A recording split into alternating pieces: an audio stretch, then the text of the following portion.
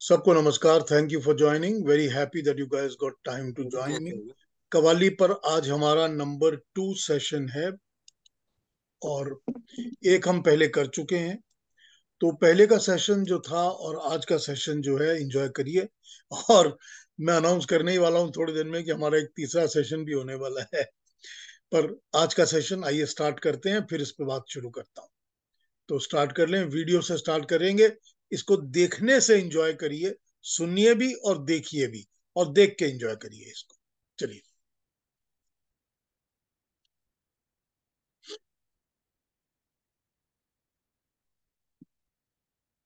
आप सब ने ये कवाली बहुत बार सुनी होगी और आप सब ने इस कवाली को एंजॉय भी बहुत किया होगा, लेकिन इस कवाली में सुनने का जो मजा है उतना ही मजा इसको देखने का है।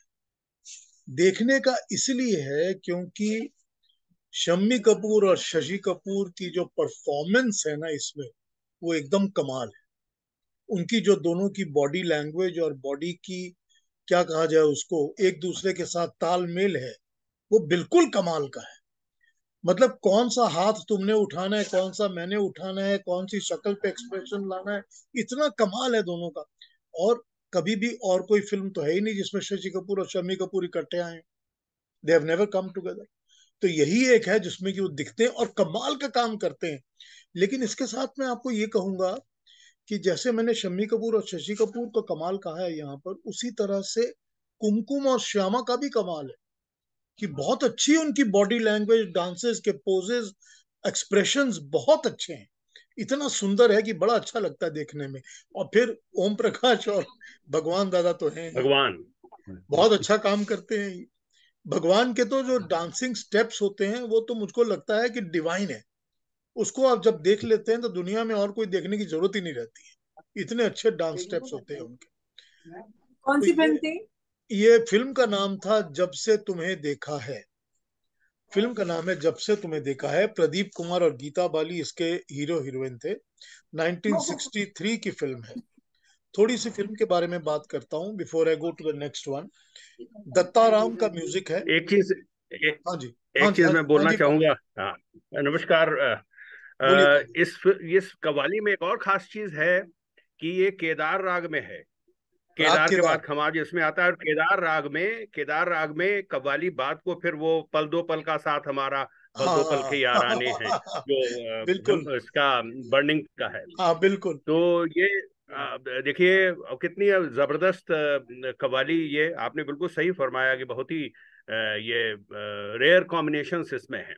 हाँ दत्ता राम जी का म्यूजिक। हाँ, दत्ता राम जी का थैंक म्यूजिक है और लिखा हुआ आनंद बख्शी का है। यू। यस अब यस यस। 63 में, 1963 में आनंद बख्शी एकदम नए नए थे, फिल्में बहुत ज्यादा नहीं थी उनके पास। काम करना शुरू कर दिया था मगर फिल्में उतनी ज्यादा नहीं थी उनके पास। आनंद बख्शी को पहली चांस फिल्मों में भगवान दादा ने ही दी थी। कर भला फिल्म के अंदर, उसमें उन्होंने पहली बार लिखा था। आनंद बख्शी को उन्होंने ही चांस दी थी। यहां भी खींच के आनंद बख्शी को लेकर आए थे आनंद भगवान दादा ही, इस फिल्म को दिलवाने के लिए। इस फिल्म के बारे में आपको बताऊं कि ये फिल्म के डायरेक्टर तो केदार कपूर हैं। केदार कपूर गीता बाली के रिलेटेड थे, रिलेशन में थे, उनके कजन थे।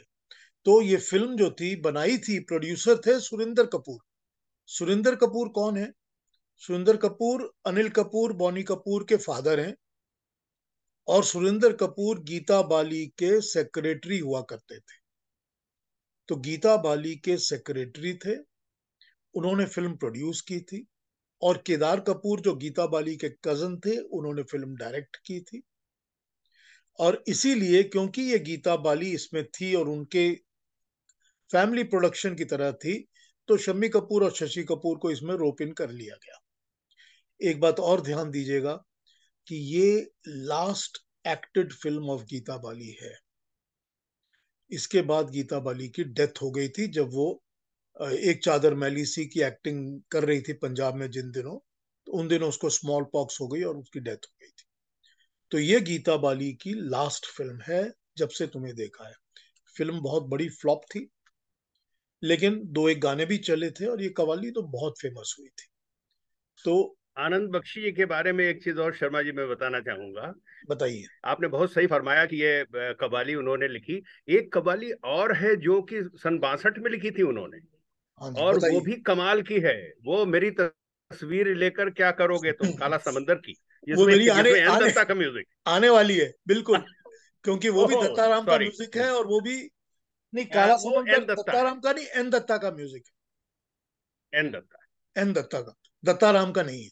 यस, लेकिन वो भी आनंद बख्शी की है। तो इन्होंने ये कवालियां शुरू एब्सोल्युट। शुरू में बहुत अच्छी लिखी हैं, इन्होंने कवाली बहुत अच्छी लिखी हैं। और ये कवालियों के जो वर्ड्स हैं ना, बड़े ब्यूटीफुल वर्ड्स हैं जो आनंद बख्शी ने लिखे हुए हैं। हम लोग सब जगह साहिर वगैरह की बहुत प्रेज करते हैं, इसमें डाउट नहीं है। लेकिन आनंद बख्शी ने बड़ा एबल काम किया है इन कवालियों के अंदर। तो आइए, इसके ऊपर बात कर ली मैंने। एक टुकड़ा अगला सा सुन लेते हैं, उस पर बात करूंगा। अगला टुकड़ा है जो कि कवालियों की मदर कहा जाता है जिसको, क्योंकि ये फिल्मों में पहली फीमेल कवाली थी जो फिल्म जीनत में ली गई थी 1946-45 के अंदर। ये शौकत हसन रिजवी की फिल्म थी, जो कि नूरजहां के हस्बैंड थे। तो उन्होंने बनाई थी ये फिल्म, और नूरजहां इसकी हीरोइन थी। म्यूजिक के लिए इसमें मीर साहब और हाफिज खान दोनों को क्रेडिट किया जाता है। मगर ये कहना बड़ा मुश्किल है कि ये कव्वाली किसने पर्टिकुलरली बनाई है। हालांकि हालांकि जो जानकार लोग हैं वो क्लेम करते हैं कि मीर साहब की बनाई हुई है। लेकिन आइए इसके टुकड़े को सुनते हैं, ताकि पता चल जाए कि कवालियों का बिगिनिंग फॉर्मेट कहां से आया। Only to pay our tribute to this format. और अगर वीडियो है तो इसमें शशिकला को भी पहचानिएगा नूरजहां के साथ में। हाँ है, वीडियो नहीं है, आपने ऑडियो लिया हुआ है शायद। पर मैंने देखा ओके हुआ है, ओके। शशिकला को देखा है। या नूरजहां और या शशिकला को देखा है।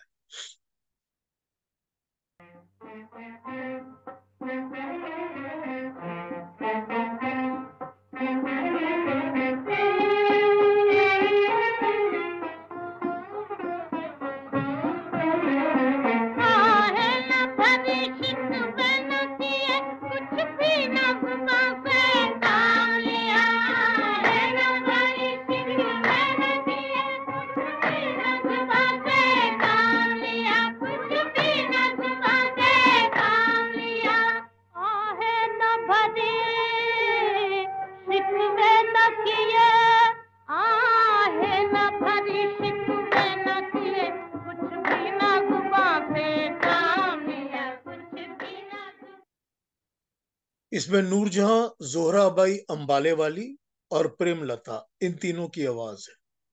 ये तीनों पंजाब बेस्ड सिंगर्स हैं।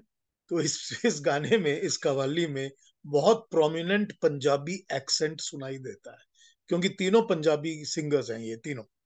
जोहरा अंबाले वाली तो थी ही अंबाले की। तो ये तीनों क्योंकि प्रोमिनेंट पंजाबी थे। सुनिएगा कभी कव्वाली, प्यार से सुनिएगा। ये उसकी शुरुआत कही जाती है कव्वालियों की।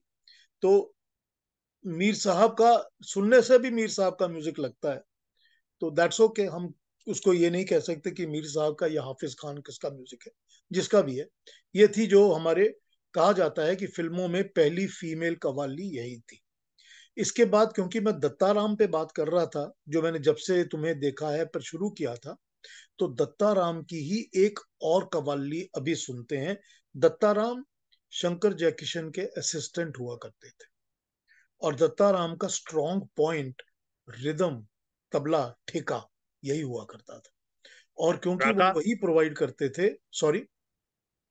राका राका। हाँ, मैं अब आपको राका सुनाने जा रहा हूं, जो दत्ताराम की अगली कवाली है। आइए इसको सुनते हैं।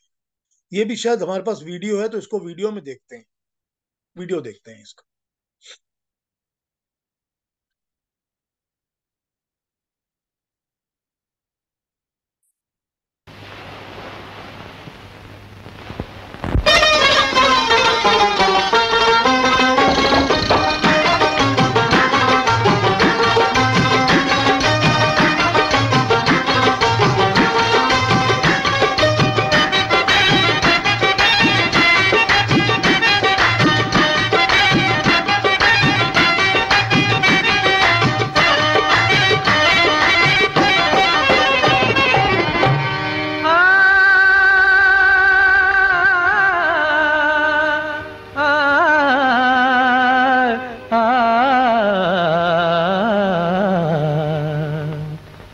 तेरी मेहरबानी होगी, तेरी मेहरबानी, हाय बड़ी मेहरबानी, हाय बड़ी मेहरबानी। दिल मन उठा के सूरत दिखा के मेरा सलाम ले, अरे मेरा सलाम ले। ओ फिर मुस्कुरा के नजरें झुका के दिल का प्याम ले, अरे दिल का प्याम ले। ओ मेरा सलाम दिल का प्याम, नजरों से काम ले ले। तेरी मेहरबानी होगी, तेरी मेहरबानी, हाय बड़ी मेहरबानी, हाय बड़ी मेहरबानी।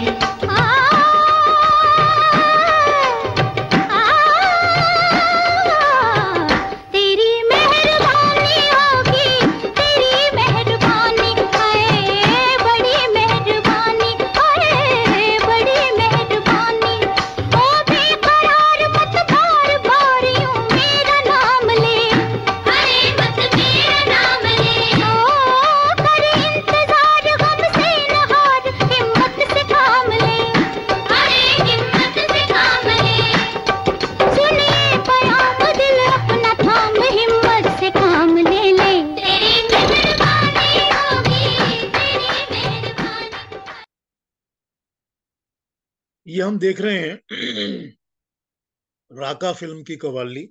ये जो राका थी ये 1965 की फिल्म थी, वही दत्ताराम का ही म्यूजिक है इसमें भी। और ये जो है ये लिखी हुई असद भोपाली की है। असद भोपाली बहुत अच्छे और बहुत बड़े पोएट थे। असद भोपाली जी ने लिखी है ये कव्वाली। और इसमें जो चीज है देखने की, मैंने आपने सुनी होगी कव्वाली, सुन लीजिएगा फिर से। कव्वाली बहुत प्यारी कव्वाली है, अच्छी लगती है सुनने में। इसमें स्क्रीन के ऊपर हमको दारा सिंह और मुमताज तो दिख ही रहे हैं क्योंकि वो हीरो हीरोइन है। रूपेश कुमार गाना गा रहे हैं। अब रूपेश कुमार जो है मुमताज के फर्स्ट कजन थे, तो जिसमें मुमताज को एक्टिंग की चांस मिलती थी रूपेश कुमार को इंक्लूड करवा लेती थी। ये फिल्म भी केदार कपूर की डायरेक्टेड है, जो कि गीता बाली के कजन थे, उन्हीं की फिल्म है ये भी डायरेक्शन। लेकिन इसमें देखने की चीज ये थी कि जो इसमें फीमेल गा रही थी वो शकीला बानो भोपाली हैं। शकीला बानो भोपाली खुद बहुत नामी कव्वाल थी, अच्छी कव्वालियां गाती थी और बहुत फेमस थी, और कई जगह प्राइवेट कव्वालियां गाया करती थी। फिल्मों में भी उन्होंने कुछ गाई हुई हैं, दो चार कव्वालियां, और भी फिल्मों में वो अपीयर हुई हैं as a performing qawwal. Shakeela Bano Bhopali को मैंने अपने फादर के साथ कलकत्ते के हिंदुस्तान पार्क एरिया में, जहां पर कोई एक मेरे फादर के बिजनेस कांटेक्ट की कोई मैरिज वगैरह थी, शादी, तो मैं अपने फादर के साथ गया था। तो वहां मैंने उनको स्टेज पे परफॉर्म करते हुए देखा था, शकीला बानो भोपाली को। मैं बहुत छोटा था उम्र में, लेकिन मैंने देखा है। अब वो क्या था मुझे वो याद नहीं है, लेकिन शकीला बानो भोपाली को वहां देखा है मैंने परफॉर्म करते हुए स्टेज के ऊपर, कव्वाली गाते हुए प्राइवेट महफिल के अंदर। शकीला बानो भोपाली जो थी वो छुट्टी मनाने के लिए, अपनी माँ को मिलने के लिए 2-3 दिन के लिए भोपाल गई थी। 2-3 दिन के लिए शकीला बानो भोपाल गई थी। और भोपाल में जाकर उस वक्त, क्योंकि वहां पर वो यूनियन कार्बाइड की जो गैस लीक वाली इंसिडेंट हुई थी वो हो गई थी, तो शकीला बानो सारी जिंदगी के लिए पैराप्लेजिक हो गई। उनको प्रॉब्लम हो गई, सारा शरीर उनका खराब हो गया। वो फिर दोबारा कभी उठ ही नहीं सकी जिंदगी में, गाना तो छोड़ ही दीजिए, गा भी नहीं सकी। This was a very very tragic, very very tragic incident that happened with her, क्योंकि वो वही 2 दिन की छुट्टी में ही अपनी माँ को मिलने गई थी, उसी में ये इंसिडेंट और एक्सीडेंट हो गया। खैर, शकीला बानो भोपाली के बारे में सोचकर ये ध्यान आया मुझको। ये भी दत्ताराम की कव्वाली थी। दत्ताराम की कव्वालियों के बाद अब मैं एन दत्ता पे मूव कर जाऊंगा, क्योंकि हमने अभी उसकी बात की है, पांडे जी ने उठाई थी उसकी बात। अब एन दत्ता पे मूव कर जाते हैं। एन दत्ता की पहली कव्वाली का टुकड़ा जो मैं सुनाऊंगा आपको, वो साहिर की लिखी हुई है। साहिर और एन दत्ता, इन दोनों ने बहुत खूबसूरत काम किया है फिल्मों में, बहुत बढ़िया बढ़िया गाने दिए हैं, बहुत प्यारी प्यारी चीजें हैं जो साहिर और एन दत्ता ने एक साथ दी हैं। तो ये एन दत्ता जो थे वो एस डी बर्मन के असिस्टेंट थे। उनका नाम नाम है दत्ता नायक। वो दत्ता नायक का एन दत्ता हो गया था। तो दत्ता नायक साहब जो थे वो एस डी बर्मन के असिस्टेंट थे। और वो एस डी बर्मन के असिस्टेंट होते होते ही उनको चांस मिल गई कि तुम गान फिल्म में म्यूजिक दो। उनको गुरुदत्त ने चांस दी थी मिलाप फिल्म के अंदर। तो वो वहीं से वो फिर फेमस हो गए। मिलाप के गाने बहुत प्यारे प्यारे गाने हैं, बड़े बढ़िया गाने हैं। तो उनको इंडिपेंडेंट फिल्में मिलने लगी। फिर उनका बी आर चोपड़ा, यश चोपड़ा के साथ कॉम्बो बन गया, तो वो कुछ फिल्में उन्होंने उनके साथ भी की हैं। तो ये जो मैं आपको सुनाने लगा हूँ, ये एक धर्मपुत्र की कवाली है, जरूर। साहिर और एन दत्ता की। और ये 1958 नहीं, साधना की कवाली है जो मैं सुनाने लगा हूँ पहली। ये अच्छा 58 की साधना की कवाली है। इसको सुनते हैं पहले, फिर धर्मपुत्र पे बात करते हैं। 58 पहले थी, तो 58 के सुनते हैं साधना की कवाली।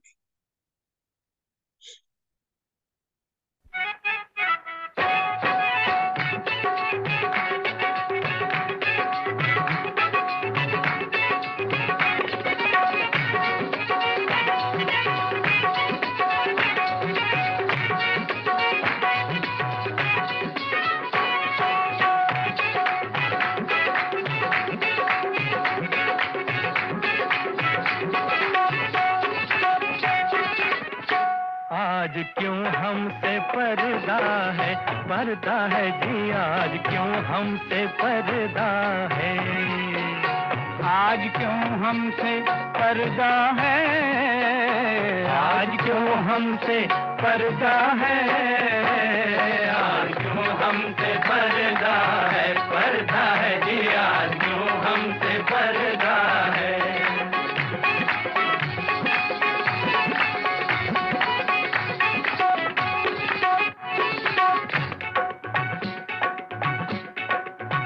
तेरा हर रंग हमने देखा है, तेरा हर ढंग हमने देखा है, पास आकर भी तुझको देखा है, दूर जाकर भी तुझको देखा है, तुझको हर तरह आजमाया है, पाके खोया है खो के पाया है, आखड़ियों का बयां समझते हैं, धड़कनों की ज़बां समझते हैं, चूड़ियों की खनक सेवा के। ये पूरी मेल कवाली है, मेल वॉइसेस की। ये साधना फिल्म की कवाली है जो एन दत्ता ने और साहिर ने की हुई है एक साथ। 58 की फिल्म है।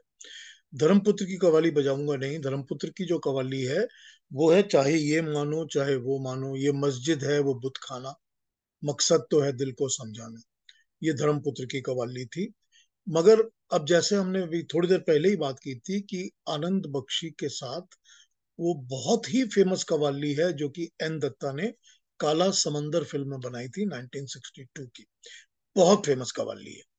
अब काला समंदर का ना प्रिंट देखा है मैंने कहीं पर और ना मुझे फिल्म दिखी कहीं पर। पता नहीं मिलती है कि नहीं मिलती, but I have not been able to locate. Qawwali मिलती है जरूर। मुझको शौक था शुरू में ही, बचपन से, छुटपन से शौक था। तो ऐसे लोग ढूंढते रहते थे जो कैसेट पे रिकॉर्ड करके दे देंगे गाना वगैरह। तो उसी चक्कर में धर्मतला स्ट्रीट पर एक आदमी से मैंने रिकॉर्ड करवाया था ये, इस कवाली को उन दिनों में। और मैं 1973 की और 74 की बता रहा हूँ आपको बात। मैंने 150 रुपए दिए थे उस वक्त इस एक कवाली को रिकॉर्ड करवाने के लिए। इतना ज्यादा उस वक्त होता था कि लोगों से पैसे ले लेकर रिकॉर्डिंग होती थी। हम तो फ्री बांटते रहते हैं, लेकिन पहले ऐसा ही होता था। खैर, आइए कवाली सुनते हैं। बड़ी कामयाब कवाली है और बहुत अच्छी कवाली है, मेरी तस्वीर लेकर क्या करोगे तुम। मेरी तस्वीर लेकर क्या करोगे तुम, मेरी तस्वीर लेकर, मेरी तस्वीर लेकर क्या करोगे तुम, मेरी तस्वीर लेकर, मेरी तस्वीर लेकर, दिल दिलगीर लेकर, लुटी जागीर लेकर, जली तकदीर लेकर क्या करोगे तुम, मेरी तस्वीर लेकर, मेरी तस्वीर लेकर क्या करोगे तुम, मेरी तस्वीर लेकर। जो पिछला सेशन मैंने किया था कवालियों पर, और दो कवालियों पर बेसिकली ज्यादा बात की थी मैंने। एक ही वार में फैसला हो गया और कभी है हकीकत मुंतजर। जब इन दोनों पे बात की थी मैंने, तो मैंने दोनों के अंदर से जो सिर्फ सूफियाना टच था वो निकाल के आप लोगों को बताया था कि किस तरह से ये दोनों कवालियां बिल्कुल परमात्मा की तरफ, ऊपर वाले की तरफ, अल्लाह की तरफ एम करके बनाई गई, लिखी गई हैं, और इनमें क्या मैसेज दी गई है। लेकिन आज हम जो कवालियों की बात कर रहे हैं, क्योंकि 90% ऑफ कवालियां हमारी जो होती हैं वो मेल फीमेल कंपटीशन की तरह बनाई जाती हैं, या यूं कहा जाए कि प्रेमी प्रेमिका के लिए, लड़का लड़की जो है इश्क के लिए, सब इसी तरह बनाई जाती हैं। कुछ हैं कवालियां जो इश्क के थ्रू सीधा सूफी पे पहुंच जाती हैं, जैसे ना तो कारवां की तलाश है, ऐसी हैं कुछ कवालियां। लेकिन बहुत ज्यादा कवालियां इस तरह की ही हैं जो कि मेल फीमेल कंपटीशन में ही एक दूसरे की बात करते हैं। ये जो कवाली है, मेरी तस्वीर लेकर क्या करोगे, रफी साहब, बलबीर, आशा भोसले की गाई हुई कवाली है। इस कवाली में आनंद बख्शी के वर्ड्स हैं। मैं चाहता हूं कि ये छोटा एक टुकड़ा और सुन लिया जाए तो हमको अच्छा लगेगा, क्योंकि हमको कैसे लिखते थे बख्शी साहब कव्वाली स्पेशली बनाने के लिए, ये कुछ समझ में आएगा और अच्छा लगेगा। आइए सुनते हैं एक और टुकड़ा इसका।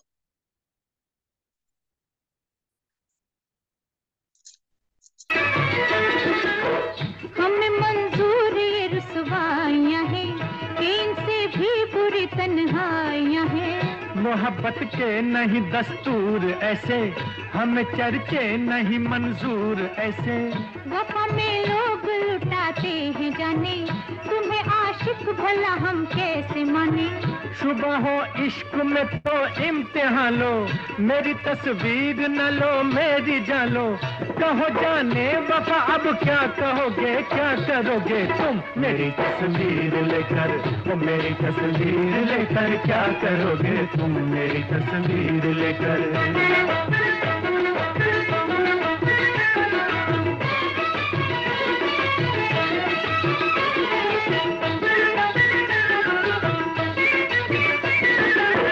जुबां क्यों रुक। तो ये कवाली को हमने एंजॉय किया, it was really very nice qawwali. अगली पे आ जाता हूं अब मैं। अभी मैं, क्योंकि आज मैं स्टाइल्स पे ही बात कर रहा हूँ, म्यूजिक डायरेक्टर्स के और राइटर्स के स्टाइल्स के ऊपर। हमने कोई दो पर्टिकुलरली सिर्फ दो कवालियां तो ली नहीं है, मैंने मल्टीपल ले ली हैं और सब स्टाइल्स पे बात कर रहा हूँ। अगली कवाली पे आता हूँ जो इकबाल कुरैशी साहब की कंपोज की हुई कवालियां हैं, कवाली की रात फिल्म से। उसकी कवाली लेते हैं। वो फिल्म बनी ही कवाली की रात थी, और वो बनी ही बरसात की रात के बाद थी, कि जब बरसात की रात की इतनी हिट हो गई थी, जो कवालियों के ऊपर ही फिल्म बनी हुई थी पूरी, तीन बहुत बड़ी बड़ी कवालियां थी उसमें। उसके बाद जब ये बनी तो बरसात के रात के ऊपर कॉपी करके इन्होंने कवाली की रात नाम की फिल्म बनाई थी, जो कि 1964 में रिलीज हुई थी। इस कवाली में समझना ये पड़ेगा, दुर्गेश कुमार थे जो इसके प्रोड्यूसर थे। दुर्गेश कुमार ने इसको प्रोड्यूस भी किया है, डायरेक्ट भी किया है इस फिल्म को। उन्होंने और फिल्में बनाई कि नहीं मैं बता नहीं सकता अभी आपको। दुर्गेश कुमार जो थे उन्होंने इस फिल्म को बनाया तो, लेकिन उन्होंने अपने लिए कंसल्टेंट पीएल संतोषी को रख लिया क्योंकि संतोषी साहब ने बरसात की रात बनाई थी, तो उनको लगा था कि संतोषी साहब से कवालियां, तो कवालियों जो है वो शायद संतोषी साहब ने डायरेक्ट की हुई हैं उन टुकड़ों को, बाकी सारा काम जो है वो दुर्गेश ने किया था। इसकी पहली कवाली सुन लेते हैं, हुस्न वाले हुस्न का अंजाम देख। आइए सुनते हैं इसको। शेवन रिजवी साहब की लिखी हुई है ये, शेवन रिजवी जिन्होंने नैयर साहब के साथ बहुत काम किया है, उनकी कवाली है ये। आइए सुनते हैं इसको।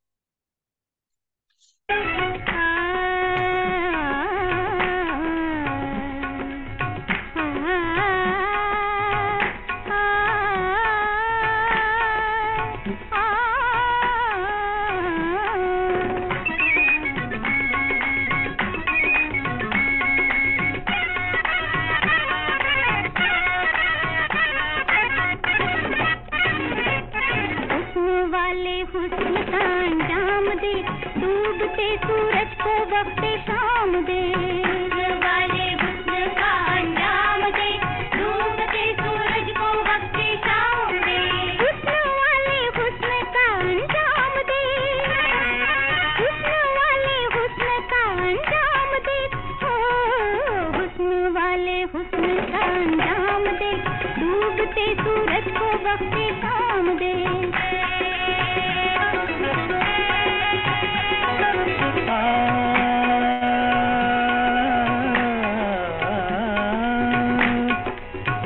सुबह के सूरज का भी अंदाज देख, सुबह के सूरज दिल का भी अंदाज देख, भूल जा अंजाम को आगाज देख, भूल जा अंजाम को आगाज देख, भूल जा अंजाम को आगाज देख, भूल जा अंजाम को आगाज देख, भूल जा अंजाम को आगाज। जब ये दो लाइनें गाते हैं ना रफी साहब, सुबह के सूरज का भी अंदाज देख, शुरू की दो लाइनें, वो दो लाइनें जो गाते हैं ना, वो बाकी सब सिंगर्स को उठा के बगल में रख देते हैं कि मेरे सामने तो कोई है ही नहीं। वो बिल्कुल बिल्कुल उन दो लाइनों को उसी तरह गा रहे हैं जो उनको म्यूजिक डायरेक्टर ने कहा है और जो बाकी भी गाते हैं, मगर वो जो अपना उसमें अंदाज दिखा देते हैं ना, एक एक एक एक हर्फ जो उनका निकलता है ना जबान से, कि उसका इफेक्ट क्या होना चाहिए, असर क्या होना चाहिए, इतना कमाल का गाते हैं कि क्या कहूँ आपसे। बस यही मजा आता है इस कवालियों को सुन सुन के। इस कवाली में तो ये थे ही अपने, मैंने आपको बताया कि ये शेवन रिजवी की है, इकबाल कुरैशी की ट्यून्ड है। इस फिल्म में कमलजीत और कुमकुम हीरो हीरोइन थे। कमलजीत जो कि वहीदा रहमान के हस्बैंड थे, मैं मिला हुआ हूँ उनसे, 4 5 6 बार मिला हुआ हूँ उनसे। कमलजीत रेखी उनका नाम था। और जब पहली बार मैंने वहीदा रहमान से किसी पेपर पे कहा था, मैं वहीदा रहमान से कई बार मिला हूँ, बहुत बार, बहुत अच्छी 1 to 1 हमारी थी। तो वहीदा रहमान से जब पहली बार किसी पेपर पे मैंने कहा था लिखने को, तो उन्होंने अपना नाम वहीदा रेखी ही लिखा था। तो वो भी वहीदा रेखी लिखा करती थी कमलजीत रेखी से नाम से। खैर, इसकी एक फिल्म में कवाली और थी, जाते जाते एक नजर भर देख लो देख लो, वो भी बड़ी फेमस कवाली है, जाते जाते एक नजर भर, बड़ी अच्छी कवाली थी वो। पर इसकी दूसरी जो कवाली हम एक और ले लेंगे, वो इसकी टाइटल कवाली है, जो कि इसकी फिल्म की टाइटल जो अपनी बनी फिल्म के ऊपर जो टाइटल सॉन्ग है वही है, मतलब कवाली की रात है कवाली की रात। उसको सुनते हैं, फिर उस पर एक बात करूंगा आपसे। आइए।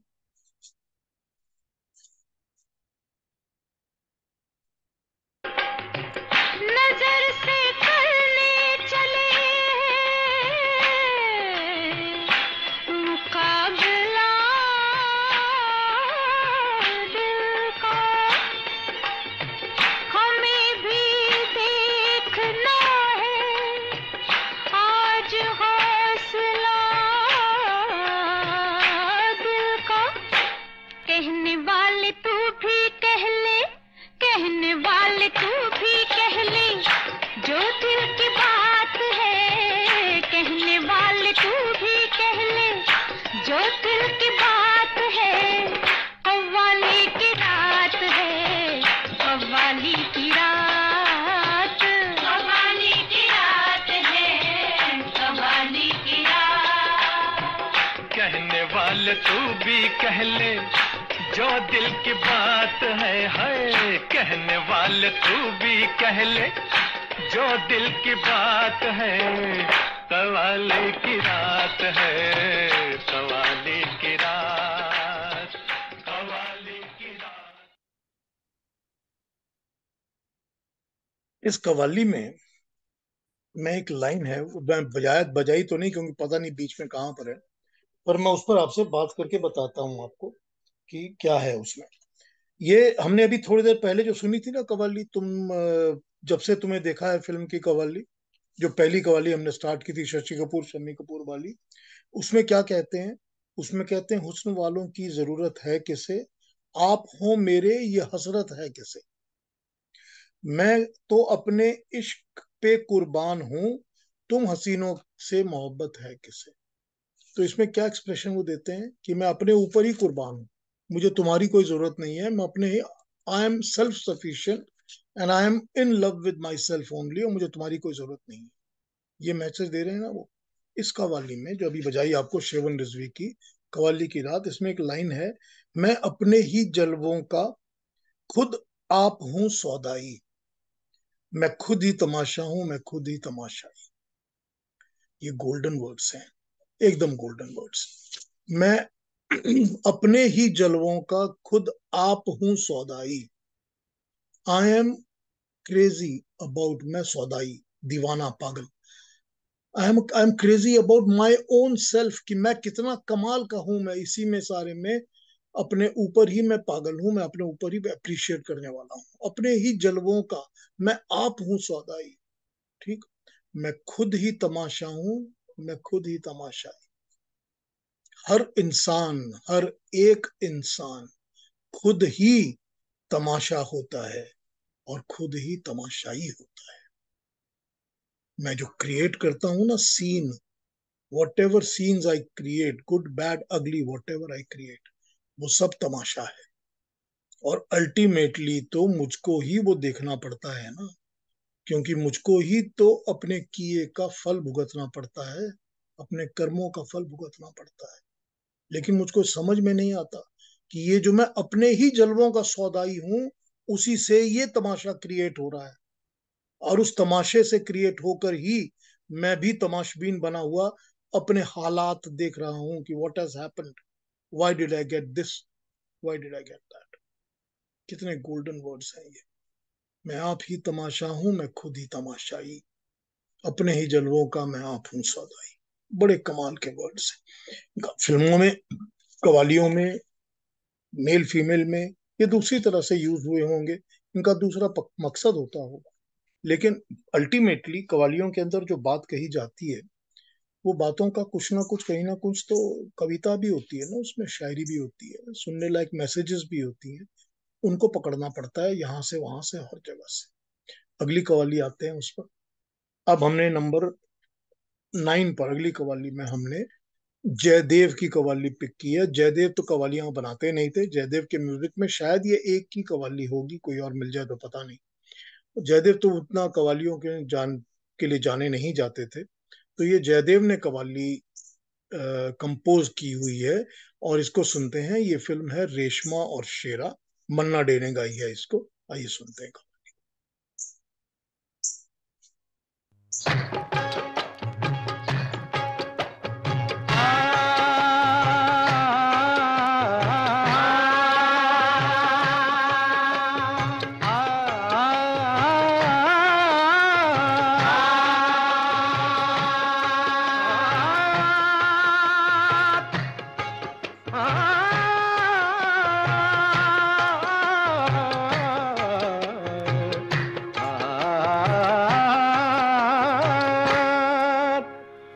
मुद्दत हुई थी यार का अरमां किए हुए, हाँ मुद्दत हुई थी यार का अरमां किए हुए, इस जिंदगी को बेसरो सामा किए हुए।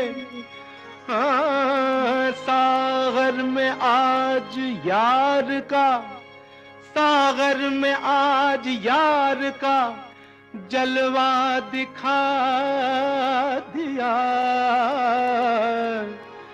जालिम मेरी शराब में, जालिम मेरी शराब में ये क्या मिला दिया।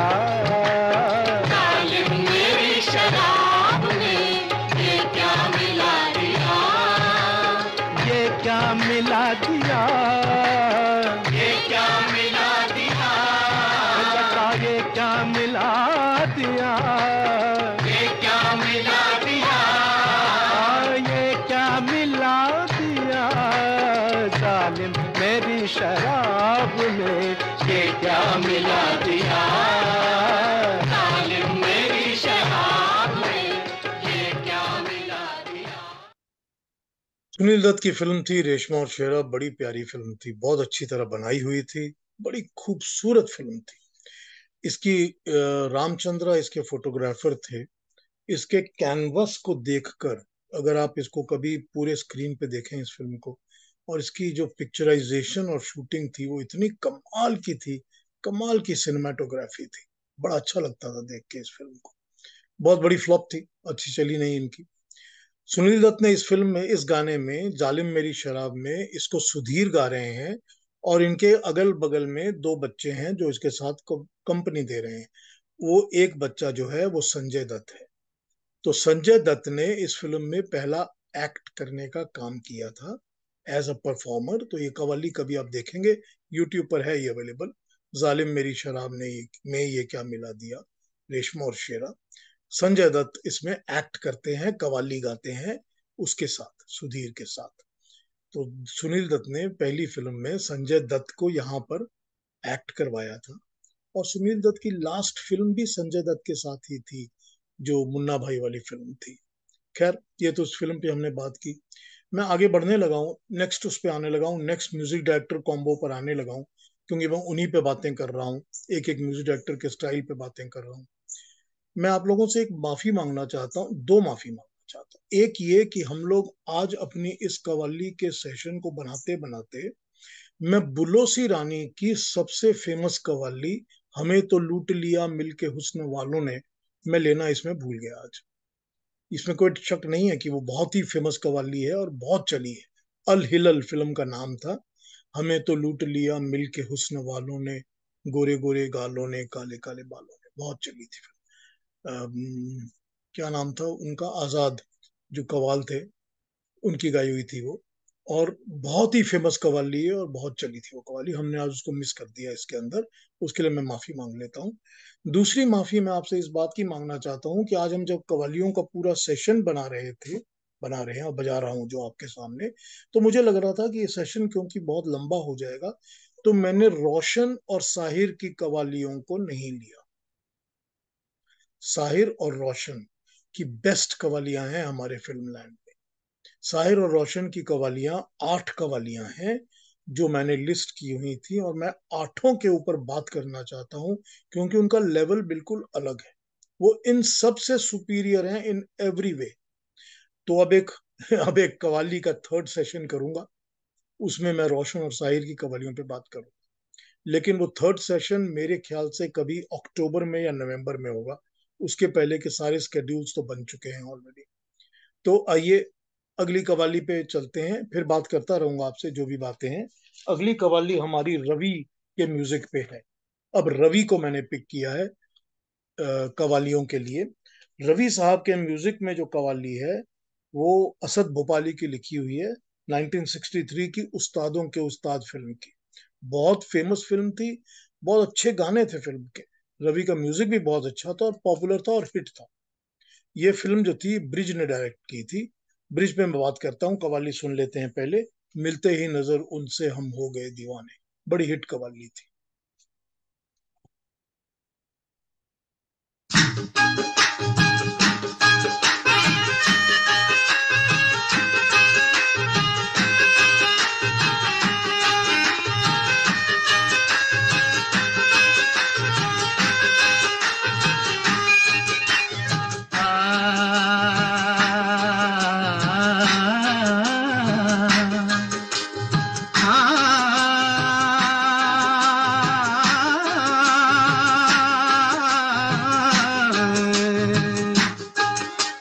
मिलते ही नजर तुमसे हम हो गए दीवाने, मिलते ही नजर तुमसे हम हो गए दीवाने।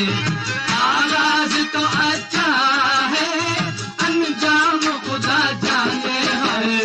मिलते ही नजर तुमसे हम हो गए दीवाने।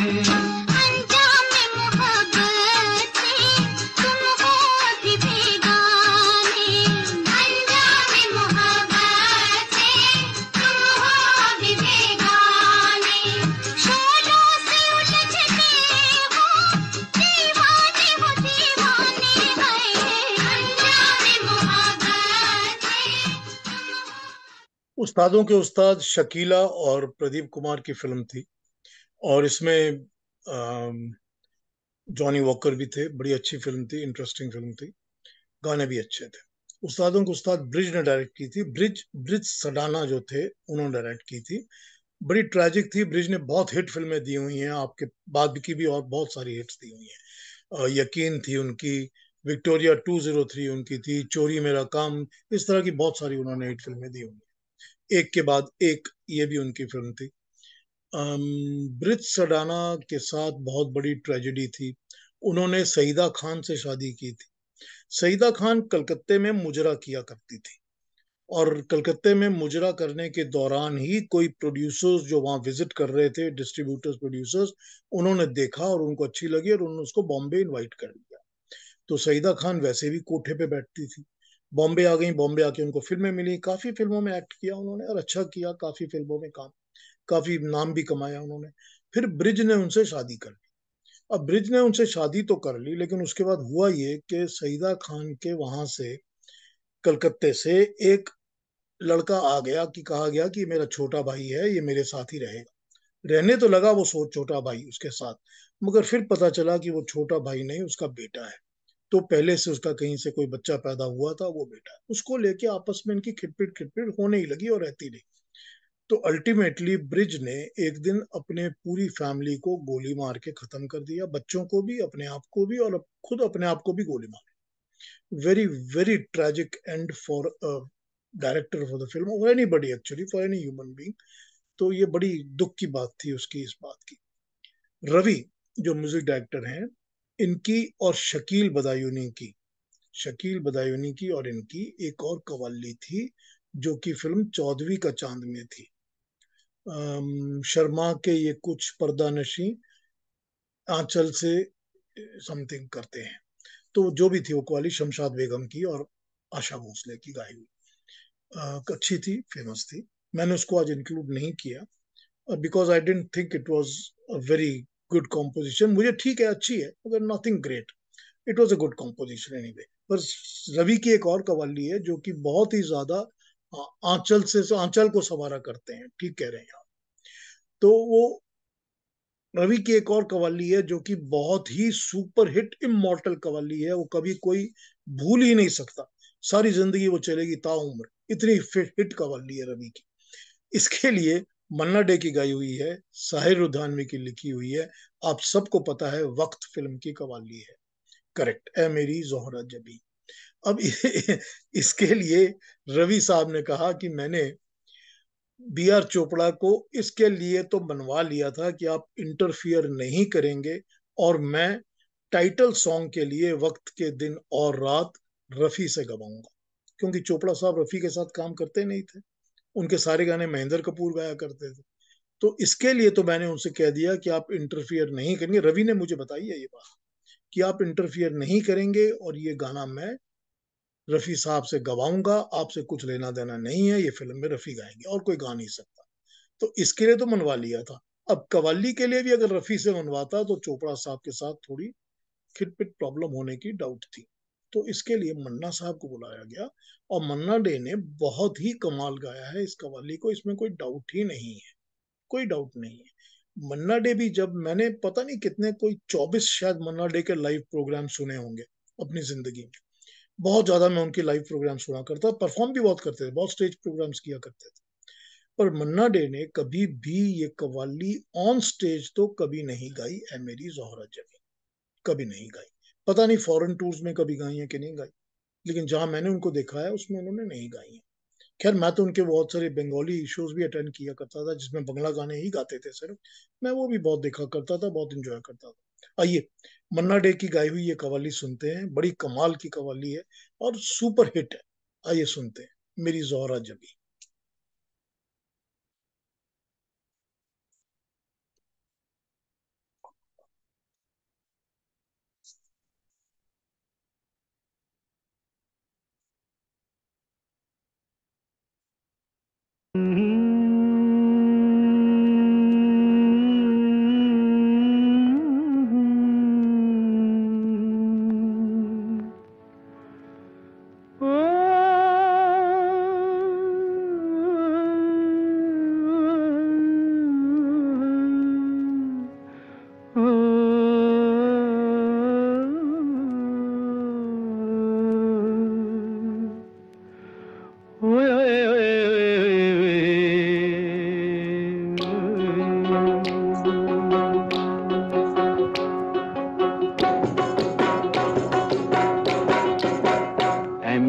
जोहरा जबी तुझे मालूम नहीं, तू अभी तक है हंसी और मैं जवान, तुझ पे कुर्बान मेरी जान, मेरी जान।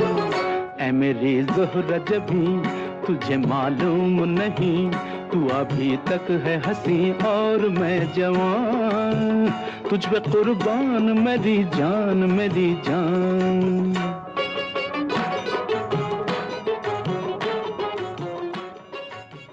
इमॉर्टल कव्वाली है, इमॉर्टल मन्ना डे हैं इसमें, इमॉर्टल बलराज साहनी है इसमें। क्या कमाल था उसका बलराज साहनी का।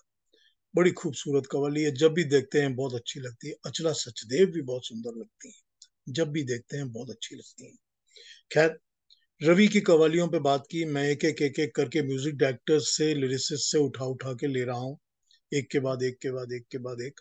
जैसे हमने दत्ता राम पे शुरू किया, एन दत्ता पे बात की, इकबाल कुरैशी पे बात की, फिर जयदेव पे मैंने बात की, अब रवि की दो कवालियां हमने सुन ली हैं। अब मैं आ जाता हूँ नौशाद मियाँ के ऊपर। नौशाद साहब और शकील, इनकी तो कॉम्बिनेशन थी ही। शकील बदायूनी लिखते भी बहुत अच्छा थे। नौशाद साहब की कवालियों पे बात करूंगा, पहले इस कवाली को सुन लेते हैं जो मैंने मुगले आजम से लिया है, छोटा सा टुकड़ा। ये आपसे एक बात बता दूं, क्योंकि हमने अभी शुरू शुरू में ही इसके ऊपर चर्चा की थी कि लता मंगेशकर, जो लता मंगेशकर थी, वो कव्वालियां सिर्फ गिने चुने कुछ म्यूजिक डायरेक्टर्स के लिए गाती थी, वरना वो कव्वालियां नहीं गाती थी। मना कर देती थी कि मैं कव्वाली नहीं गाऊंगी, इससे आवाज खराब हो जाती है। लता मंगेशकर ने नौशाद के लिए और फिर मदन मोहन के लिए, इनके लिए तो कव्वालियां गाई ही हैं। और उसके बाद अपने फेवरेट लक्ष्मीकांत प्यारेलाल के लिए भी उन्होंने कव्वालियां गाई। तो ये इनके जो फेवरेट्स थे, इनके लिए इन्होंने कव्वालियां गाई हैं। इसके अलावा वो बाकी सबको मना कर देती थी कि मैं कव्वाली नहीं गाऊंगी। मगर मैं एक आपको लता मंगेशकर का इसके बाद सुनाऊंगा गाना, उसमें मैं बताऊंगा आपको कि उन्होंने कैसे और क्यों गाया। पर आइए पहले मुगले आजम की कव्वाली सुन लेते हैं, नौशाद साहब की कंपोज की हुई, शकील की लिखी हुई, 1960 की कव्वाली, तेरी महफिल में किस्मत आजमा के हम भी देखेंगे।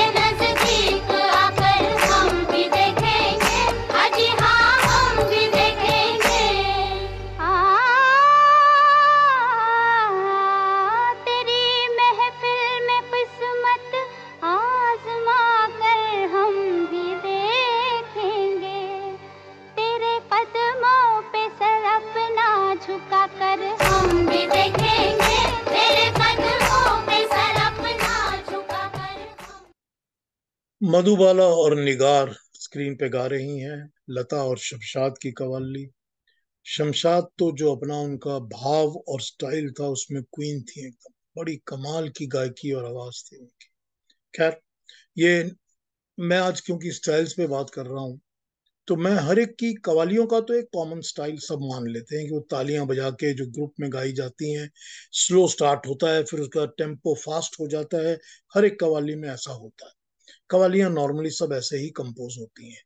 लेकिन कवालियों की कॉम्पोजिशंस के साथ साथ हमको, अगर हम सब म्यूजिक डायरेक्टर्स के अपने अपने स्टाइल्स के ऊपर और राइटर्स के अपने अपने, पोएट्स के अपने अपने स्टाइल्स पे ध्यान देते हैं, तो हमको एक लिंक नजर आने लग जाता है कि ये ऐसे ही कंपोज करता है या ये ऐसे ही लिखता है।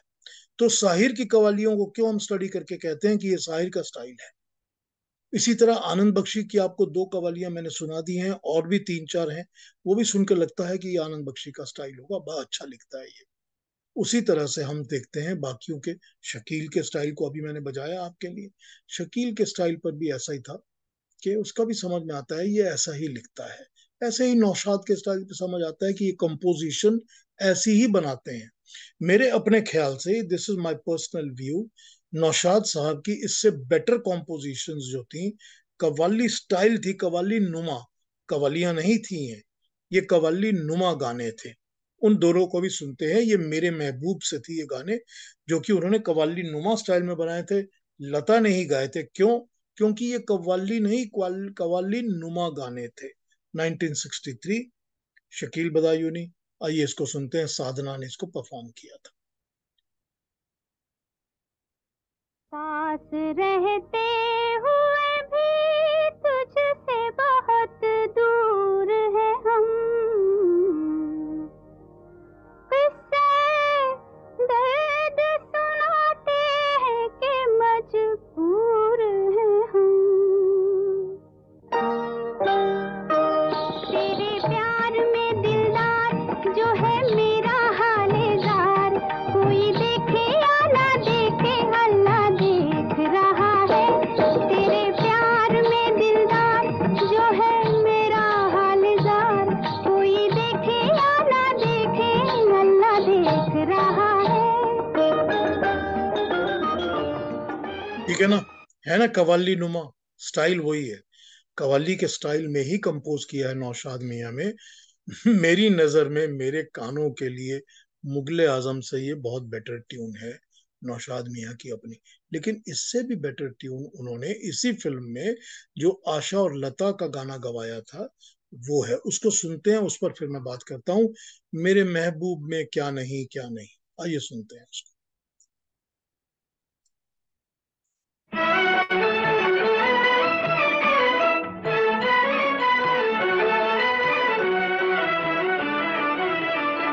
मेरे महबूब में क्या नहीं क्या नहीं, मेरे महबूब में क्या नहीं।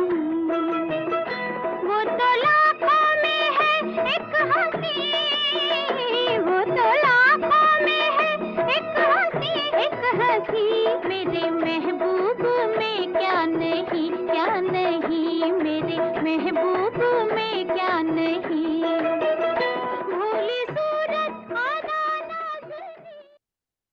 नहीं, लिरिक्स फिट तो करते हैं ना, हसीन तो बोल ही सकते हैं ना उसको। चांद या महजबीन मेल्स के लिए यूज नहीं होता, आप ठीक कह रहे हैं। लेकिन लेकिन किसी भी महबूब की नजर में उसका महबूब तो खूबसूरत हो ही सकता है ना। तो अगर खूबसूरत है तो हसीन का मतलब तो नहीं है कि वो खूबसूरत ही है ना, बस सिंपल है कि ब्यूटीफुल है।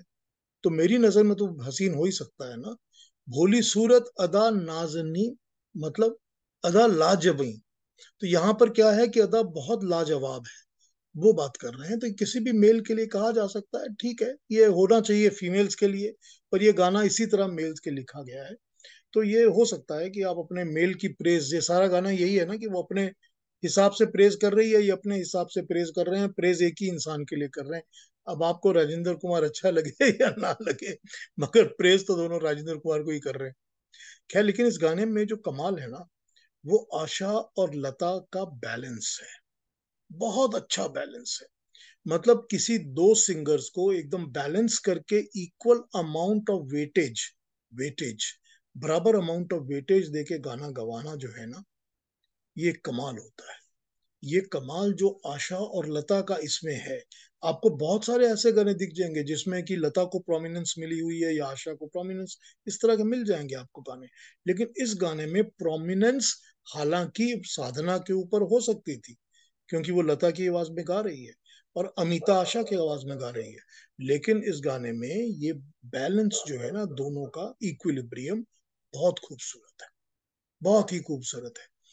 और एक और है, हाँ आपने ठीक बताया, मन क्यों महका रे महका भी ऐसा ही है। और एक और है लक्ष्मीकांत प्यारेलाल की, जो कि वो अ, छाप तिलक सब छीनो, वो छाप तिलक भी और ये मन क्यों महका भी लक्ष्मीकांत प्यारेलाल का, दोनों में बहुत कमाल बैलेंस है। इसी तरह से कमाल बैलेंस है आर डी बर्मन के मैं चली के अंदर, पड़ोसन के गाने में। बड़ा ब्यूटीफुल बैलेंस है। उसने जिस तरह इंटरेक्शंस करवाए हैं दोनों के, आर डी बर्मन ने उस गाने में मैं चली में, बिल्कुल एक्सेलेंट, मतलब सुपर। लेकिन जो नंबर वन मैं समझता हूँ लता और आशा के बैलेंस का, इक्विलिब्रियम मेंटेन किया हुआ गाना, मेरी नजर में नंबर वन, वो है फिल्म शारदा का। आपने बिल्कुल ठीक लिख दिया, आपने बिल्कुल चारू चारू मित्रा जी एकदम ठीक लिख दिया। ओ ए चांद जहां वो जाए, तू भी साथ चले जाना, सी रामचंद्र का, शारदा का गाना। ऐसा कमाल बैलेंस है उसमें, ऐसा कमाल। और जितना कमाल वो सी रामचंद्र का है, उतना ही कमाल राजेंद्र कृष्ण का है, जिसने उसमें वर्ड्स को यूज किया है। कभी उस गाने को सुनिएगा ध्यान से, और एक वर्ड कहना को सुनिएगा, 3 या 4 बार उसमें कहना वर्ड आता है, और वो किस तरह से यूज होता है, और राजेंद्र कृष्ण ने उसमें क्या कमाल किया है लिखने में, कैसे उसने एक्सप्रेशंस में अलग अलग तरीके से यूज किया है, उसको सुनिएगा। बिल्कुल कमाल है। बस वो अपने में ये कमाल है कि किस तरह से लता और आशा का इक्विलिब्रियम है, और किस तरह से म्यूजिक में भी और लिरिक्स में भी बनाया है। ये बहुत कमाल है उस गाने का। खैर, मैं थोड़ा सा इधर उधर हो गया कवालियों पे बात करता करता दूसरी जगह आ गया। आइए एक कवाली और सुन लेते हैं। ये भी कवाली नहीं, कवाली नुमा है ये कवाली नुमा है, इसीलिए लता मंगेशकर इसमें गा रही हैं। ये बेनजीर का गाना है, ये भी शकील का लिखा हुआ है, शकील का ही लिखा हुआ है। बेनजीर 1964, सचिन देव बर्मन का म्यूजिक। आइए एस डी बर्मन के म्यूजिक में कव्वाली नुमा इस गाने को सुनते हैं। मुबारक है वो दिल जिसको किसी से प्यार हो जाए, नजर वालों से छुप कर यार का दीदार हो जाए। मुबारक है वो दिल जिसको किसी से प्यार हो जाए, नजर वालों से छुप कर यार का दीदार हो जाए।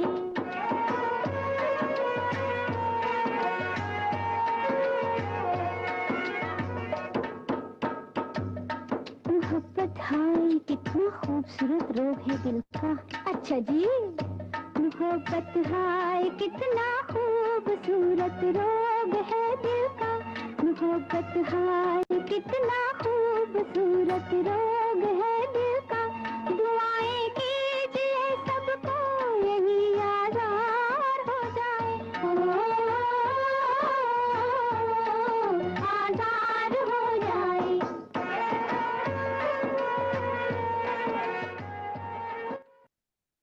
जी, एस डी बर्मन और शकील ने शायद 2 या 3 फिल्में ही एक साथ की थी। कैसे कहूं एक है उनकी फिल्म, और एक और है शायद, 2 या 3 फिल्में ही की थी उन्होंने। It's not a very prominent combination. और जितनी भी फिल्में हैं ये फ्लॉप्स थी। बेनजीर बहुत फ्लॉप थी, कैसे कहूं भी फ्लॉप थी। गाने अच्छे हैं, बेनजीर के बहुत खूबसूरत गाने हैं, कैसे कहूं के भी बहुत खूबसूरत गाने हैं।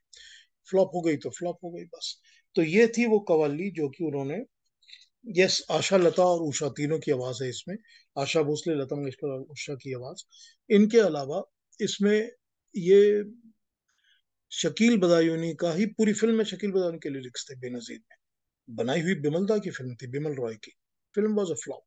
और भी गाने अच्छे थे मगर it was a flop anyway. कोई प्लेजेंट लगती भी नहीं है देखने में फिल्म। अगर आप देखेंगे तो बोर हो जाएंगे। लेकिन गाने बहुत प्यारे थे फिल्म के, बाकी गाने भी अच्छे थे। लता के बड़े खूबसूरत गाने हैं, बहुत अच्छे। रफी साहब के भी गाने अच्छे हैं। खैर, अगली पे आ जाते हैं। मैं स्टाइल्स पे आ रहा हूँ एक एक करके। नौशाद का स्टाइल बताया आपको, एस डी बर्मन का बताया। वो एस डी बर्मन की एक और फ्लॉप कवाली थी छुपा रुस्तम फिल्म के अंदर। हम छुपे रुस्तम है, मन्ना डे की गाई हुई। कोई फ्लॉप, कोई कवाली में कोई कमाल नहीं है उसमें। कभी भी सुन लीजिएगा। उसके फिल्म के बाकी गाने अच्छे हैं। देवानंद की छुपा रुस्तम जो थी, उसके बाकी गाने बहुत प्यारे हैं। लेकिन ये कवाली जो है उसमें नहीं फपती, अच्छी नहीं लगती। पर थी कवाली। हम छुपे रुस्तम में बर्मन साहब ने एक कवाली और बनाई हुई है। अब आ जाते हैं अगले पर। अगला, मास्टर।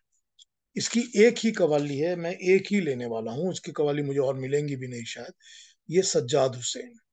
सज्जाद हुसैन को मास्टर कहा जाता है सबके अंदर, कि वो म्यूजिक डायरेक्टर्स के गुरु थे, सब म्यूजिक डायरेक्टर्स को फॉलो करते थे। तो ये मास्टर की कवाली जो है 1963 की रुस्तम सौराब की कवाली है। इस कवाली में जब ये कवाली कंपोज होके सामने आ गई है, तो इस कव्वाली के बारे में कहा जाता था, लिखा जाता था उन दिनों, कि ये देखो, कव्वाली बनाओ तो ऐसी बनो। अब ये, इसमें ऐसा उन गुरुओं के लिए क्या है या म्यूजिक डायरेक्टर्स के लिए क्या है, ये वो जाने। हमारे लिए कानों में क्या है, ये हम सुनते हैं, हमको अच्छी भी लगती है, इसमें कोई डाउट नहीं है। कमर जलालाबादी साहब की लिखी हुई कव्वाली है। आइए सुनते हैं इसको। फिर तुम्हारी याद आई ऐसा। फिर तुम्हारी याद आई ऐ सनम, ऐ सनम, फिर तुम्हारी याद आई ऐ सनम, ऐ सनम, हम न भूलेंगे तुम्हें अल्लाह कसम, हम न भूलेंगे तुम्हें अल्लाह कसम।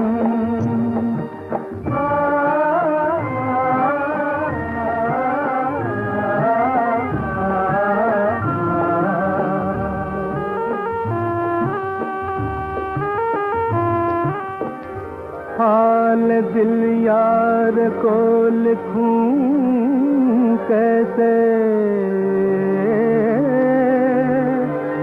हाथ दिल से जुदा नहीं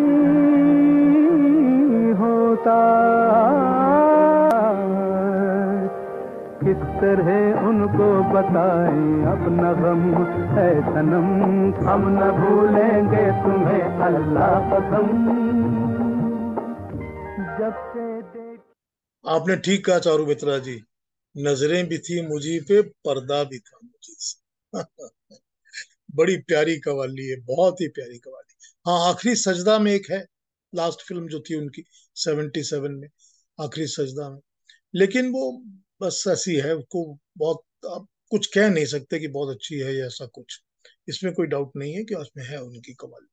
मगर इसको लोग एग्जाम्पल की तरह रखते हैं कि कवाली ऐसी होनी चाहिए, क्योंकि कवाली जो है वो middle eastern style of music है, अरेबिक स्टाइल ऑफ म्यूजिक है, तो उसको इस अरेबिक स्टाइल ऑफ म्यूजिक में ही कंपोज होना चाहिए। ये हमारे पास जो ये सज्जाद मियाँ की है, इसको यही कह के एग्जाम्पल दिया जाता है कि this is how it should be. Rustam Sohrab की ये कवाली। नेक्स्ट पे आ जाते हैं। ये रुस्तम सोहराब की ये कवाली के साथ मुझे ये याद आया, क्योंकि ये जो कवाली है फिल्म में, ये सोल्जर्स बैठ के शाम को गा रहे हैं जिनको अगले दिन लड़ाई में जाना है, वॉर करना है, और वो वॉर करने के पहले शाम को बैठे हैं और गाना गा रहे हैं एक साथ। फिर वही कर रहे हैं कि जो उनसे जद नजर, जो अपनी महबूबाओं की बात कर रहे हैं, अपनी बीबियों की, वाइफ्स की, महबूबाओं की, इनकी बात कर रहे हैं वो, तो उसमें तो यही वो कर रहे हैं कि कैसा इसके अंदर, मैं सॉरी मैं पढ़ नहीं सक रहा हूँ, अगर अब मैं बात करूं तो नहीं पढ़ सकता, मुझे माफ कर दीजिएगा, मैं कमेंट्स नहीं पढ़ सकता जब मैं बात कर रहा हूं तो। ये जो इसका जो मेन वे है ना, कॉन्सेप्ट, कि वो जो सोल्जर्स बैठे हैं और एकदम एक दूसरे के साथ बैठ के अपनी महबूबा को याद कर रहे हैं, कवाली गा रहे हैं, यही कॉन्सेप्ट मदन मोहन ने हकीकत में यूज किया है। उसको मैं कवाली नहीं बोल सकता, उसको कवाली नहीं कहा जा सकता, लेकिन कॉन्सेप्ट बिल्कुल वही है जो कि हकीकत में है, जो कि मदन मोहन ने यूज किया हुआ है। उसको सुनते आइए हो कि मजबूर मुझे उसने बुलाया होगा। इट्स नॉट अ कवाली, मगर उसको उस कॉन्सेप्ट की तरह बनाया गया है। सुनते हैं इसको।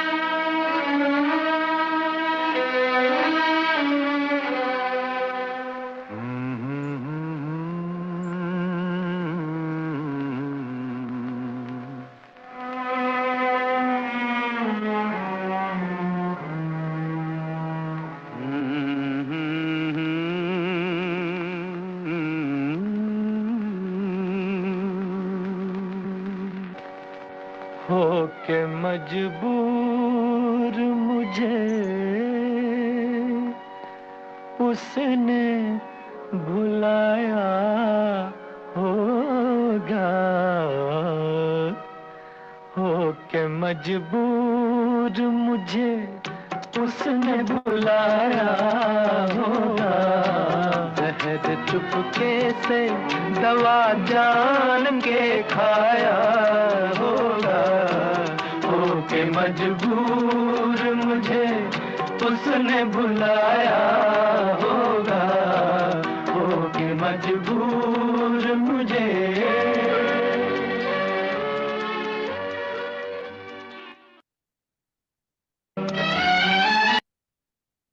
ये मदन मोहन साहब ने इसमें कव्वाली इंट्रोड्यूस की थी, और हमने ये सुन ली हो कि मजबूर मुझे इसने भुलाया होगा।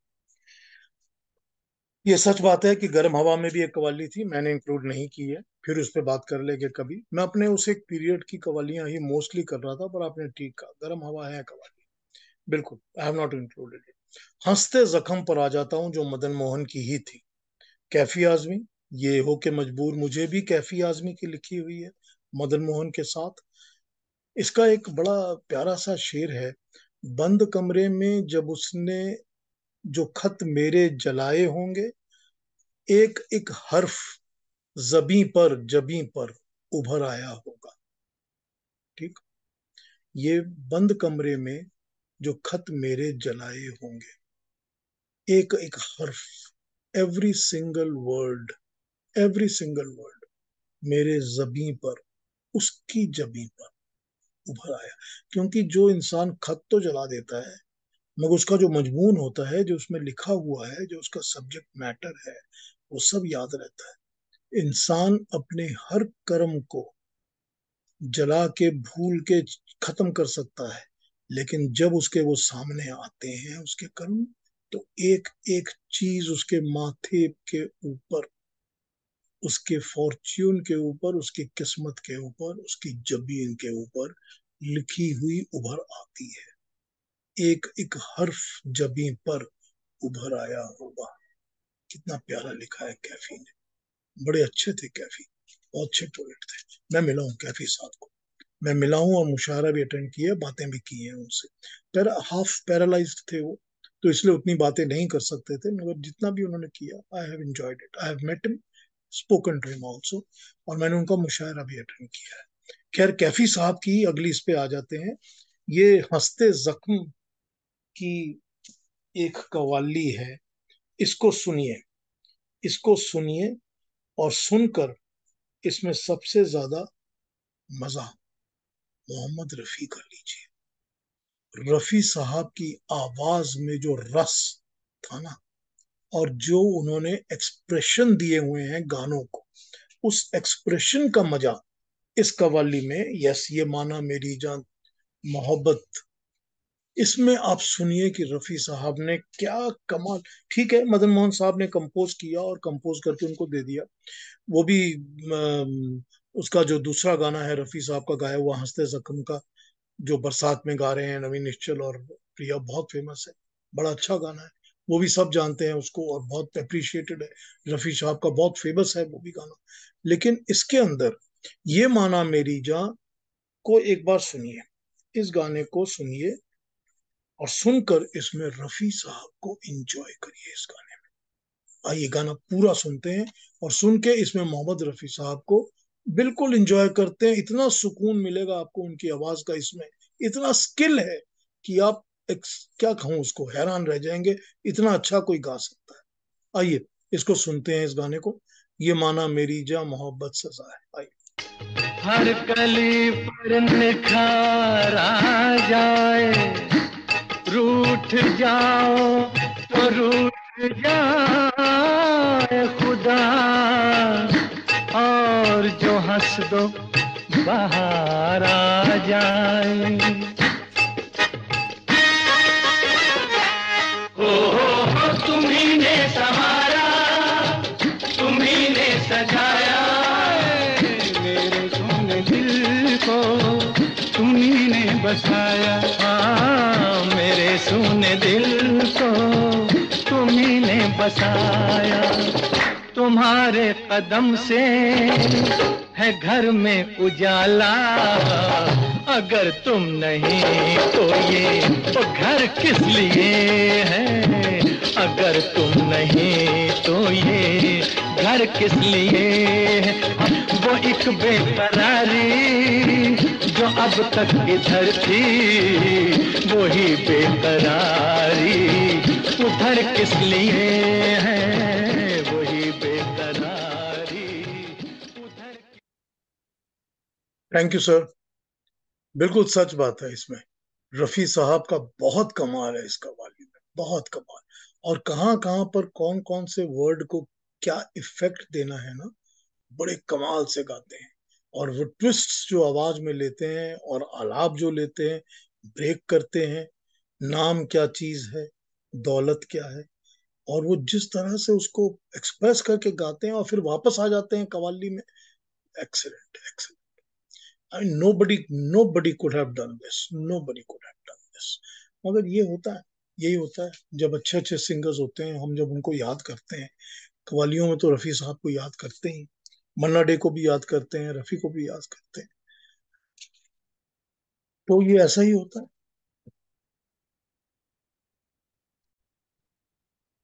आइए अगले गाने को सुनते हैं। सॉरी, हमने मदन मोहन को सुना अभी तक, मदन मोहन को सुना हमने, और हम बिल्कुल ही 1973 पर आ गए हैं। हमने कैफी आजमी की कवाली सुनी, जो कैफी ने कंपोज की है, और मदन मोहन ने ट्यून बनाई है, जिसकी कैफी ने लिखा है, मदन मोहन ने कंपोज की है। बहुत अच्छी लिखी हुई है, बहुत अच्छी कंपोज की हुई है, बड़ी ट्यूनफुल है, बड़ा सुनने में आनंद आता है। और रफी साहब का तो कमाल ही है, बड़ी प्यारी कवाली हुई है। आपने ठीक बीच बीच में कमेंट्स लिखे हैं, बहुत अच्छे, थैंक यू वेरी मच, पढ़ रहा था मैं उनको, अच्छा लगा। अगली पे आते हैं। अब मैं स्टाइल्स के ऊपर बात करते करते, आफ्टर मदन मोहन, अब मैं आर डी बर्मन पे आ रहा हूँ। आर डी बर्मन ने अपने फादर से कुछ बेटर कवालियां दी हुई हैं, कवालियां कुछ बेटर दी हुई हैं, हिट भी हैं, पॉपुलर भी हैं, अच्छी भी हैं। उनको सुनते हैं कुछ कवालियों को। पहली सुनेंगे मजरू के साथ, आर डी बर्मन का मजरू के साथ काम है यहाँ पर, जो उन्होंने कवाली गाई हुई है। इसमें भी वही बात है कि रफी साहब की एक्सीलेंस, इतनी एक्सीलेंस है रफी साहब का, इतना कमाल है कि क्या बताना आपको। हम किसी से कम नहीं है, अगर दुश्मन जमाना गम नहीं, हम किसी से कम नहीं। कभी इस कवाली को प्यार से ध्यान से सुनिएगा। फर्स्ट हाफ रफी साहब का है, इसके बाद आशा भोसले का है। बहुत अच्छा गाया आशा ने, बहुत कमाल गाया हुआ है आशा भोसले ने। रफी साहब की एक लाइन है इसमें, या तुझको ही ले जाऊंगा या मर के उठूंगा। वो जो कहते हैं ना इस लाइन को, या मर के उठूंगा, इसको सुनिए जरा, लाइन को कभी सुनिएगा। पर हम शायद आज नहीं इंक्लूड करेंगे, हम सिर्फ थोड़ा सा बजाएंगे शुरू का। लेकिन इसमें जब वो ये गाते हैं, या तुझको ही ले जाऊंगा या मर के उठूंगा, एक बार सुनिए इसको, कि कोई और सिंगर क्या इसको इस तरह एक्सप्रेस कर सकता है, इस फीलिंग को। कोई भी सिंगर दुनिया में कर सकता है इसको एक्सप्रेस। कभी सुनिएगा इसको, आर डी बर्मन, मोहम्मद रफी। आइए सुनते हैं मजरू साहब की लिखी हुई हम किसी से कम नहीं, 1977 की ये कवाली। आइए।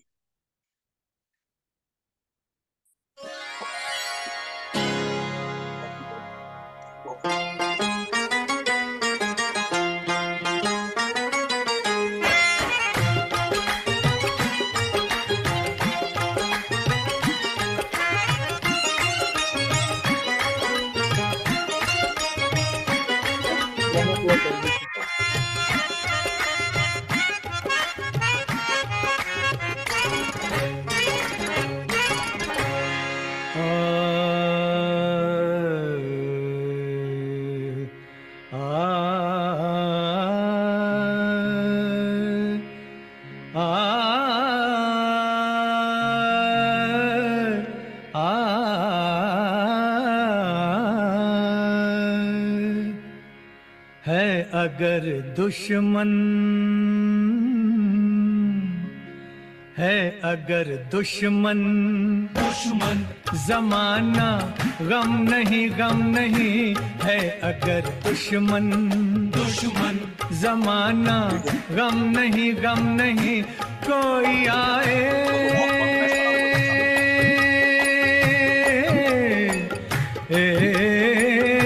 कोई आए, कोई आए, कोई आए, कोई, हम किसी से कम नहीं, कम नहीं। है अगर दुश्मन, दुश्मन जमाना गम नहीं, गम नहीं। कोई आए, कोई, हम किसी से कम नहीं, कम नहीं। है अगर दुश्मन, दुश्मन जमाना गम नहीं, गम नहीं। है अगर दुश्मन, दुश्मन। आर डी बर्मन, जैसा मैंने आपको बताया कि ये बैठे हैं तेरे दर पे तो कुछ करके उठेंगे, ठीक है। ये जो उनकी पूरी एक्सप्रेशन है ना, या तुझको ही ले जाएंगे या मर के उठेंगे, वो जो डिलीवरी है ना उनकी, वो दुनिया में कोई नहीं कर सकता जैसे वो करते हैं।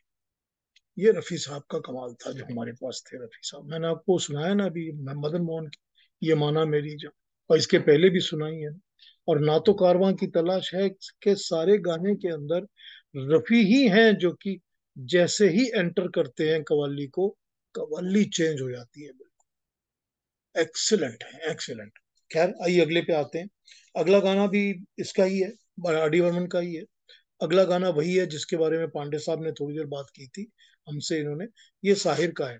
तो ये साहिर का और आर डी बर्मन का, अगेन रफी साहब तो हैं ही इसमें, आशा भोसले भी हैं।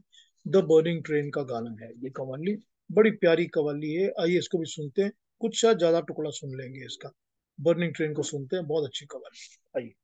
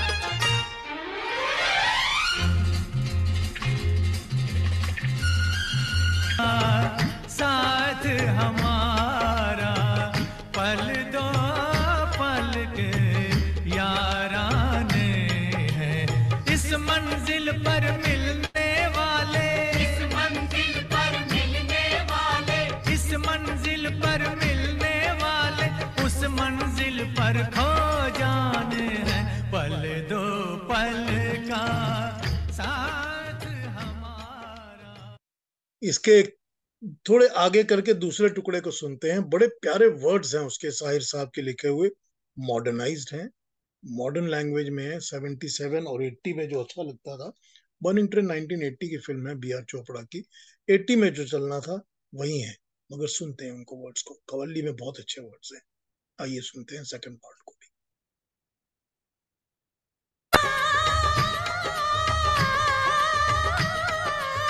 हर खुशी कुछ देर की मेहमान है, पूरा कर ले दिल में जो अरमान है, अरमान है, अरमान है, पूरा कर ले दिल में जो अरमान है। जिंदगी एक तेज रो तूफान है, इसका जो पीछा करे नादान है। हर खुशी हर खुशी हर खुशी, हर खुशी कुछ देर की मेहमान है, पूरा कर ले दिल में जो अरमान है। जिंदगी एक तेज रो तूफान है, इसका जो पीछा करे नादान है। गुमशुदा खुशियों पे आहे, गुमशुदा खुशियों पे आहे, गुमशुदा खुशियों पे क्यों हैरान है, वक्त लौटे इसका कब इम्कान है, इम्कान है। झूम जब तक झूम, झूम जब तक झूम, झूम झूम झूम जब तक धड़कनों में जान है, झूमना ही जिंदगी की शान है। झूम जब तक झूम, जब तक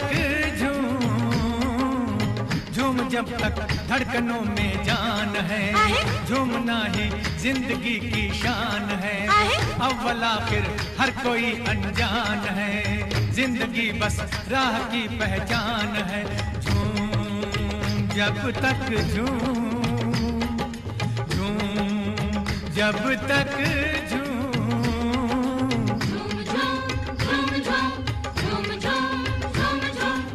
झूम जब तक धड़कनों में जान है, झूमना ही जिंदगी देखिए, बिल्कुल ठीक पॉइंट किया आपने सुधीर जी। गुमशुदा खुशियों पे क्यों हैरान? वो खुशियां जो मिलनी ही नहीं है, जो खो चुकी हैं, चली गई हैं, गुमशुदा है, उनके पीछे क्यों भाग रहे हैं? और क्या गोल्डन लाइन, फिर मैं गोल्डन बोलता हूं ना आपको, गोल्डन लाइन, वक्त लौटे इसका कब इम्कान है? पॉसिबिलिटी, इम्कान, पॉसिबिलिटी, गारंटी, पॉसिबिलिटी कि वक्त लौटेगा, इसका कभी इम्कान होता है, कभी हो सकता है? ये होता ही नहीं है कि वक्त लौटेगा ही नहीं। तो वक्त लौटे इसका कब इम्कान है? जो भी जितना साथ दे एहसान, जो जितनी देर साथ आ जाए हमारे, वही एहसान है उसका। वी आर थैंकफुल कि तुमने हमारा इतना साथ दिया। क्योंकि कब कौन छूट जाता है इस जिंदगी में, कब कौन चला जाता है हमारी जिंदगी, ठीक, ये पता ही नहीं चलता। कब किसका साथ छूट जाएगा हमसे, ये नहीं पता। तो जो जितना साथ दे एहसान है, वक्त लौटे इसका कुछ इम्कान है। ये साहिर साहब की पोइट्रीज जो होती थी, जो उनकी नज़में गजलें होती थी, जो लिखते थे वो बिल्कुल डेप्थ में लिखते थे, कुछ ना कुछ सोच के डेप्थ करके ही लिखते थे। बड़ा सुंदर लिखते थे। इंजॉय द मोमेंट, इस पल को एंजॉय करो, जीना है तो जियो, ठीक है ना? जो चला गया या जो होने वाला नहीं है, उनको लोग, उनको सोच के क्यों रोते हो, उठो उदास रहते हो? तो जो मोमेंट है, live in the moment, live in the moment, यही उन्होंने इस पोइट्री में, इस गजल में, इस पूरी की पूरी इसमें लिखा हुआ है। एक मैं आर डी बर्मन की कव्वाली और यूज करूंगा, उसको सुना देता हूँ, फिर उस पर बात करता हूँ। ये जो आर डी बर्मन की अगली कव्वाली मैं आपको सुनाने लगा हूँ, ये 1981 की है। अब 1981 में मैं समझता हूँ, मुझे कहीं इसका डॉक्यूमेंटेशन नहीं मिला, मैं समझता हूँ कि उस वक्त क्योंकि रफी साहब की डेथ हो चुकी थी, रफी साहब 1980 में मर चुके थे, ये 81 की है, तो मुझे लग रहा है कि ये रिकॉर्ड तो करवाना चाहते होंगे कि रफी साहब से गवाएंगे, मगर गवाई नहीं गई। इसको सुनते हैं, फिर इस पर मैं बात करता हूँ। आइए 1981 की कवाली सुनते हैं, फिर मजरू, मजरू की बनाई हुई, फिर आर डी बर्मन की कंपोज की सुनते हैं।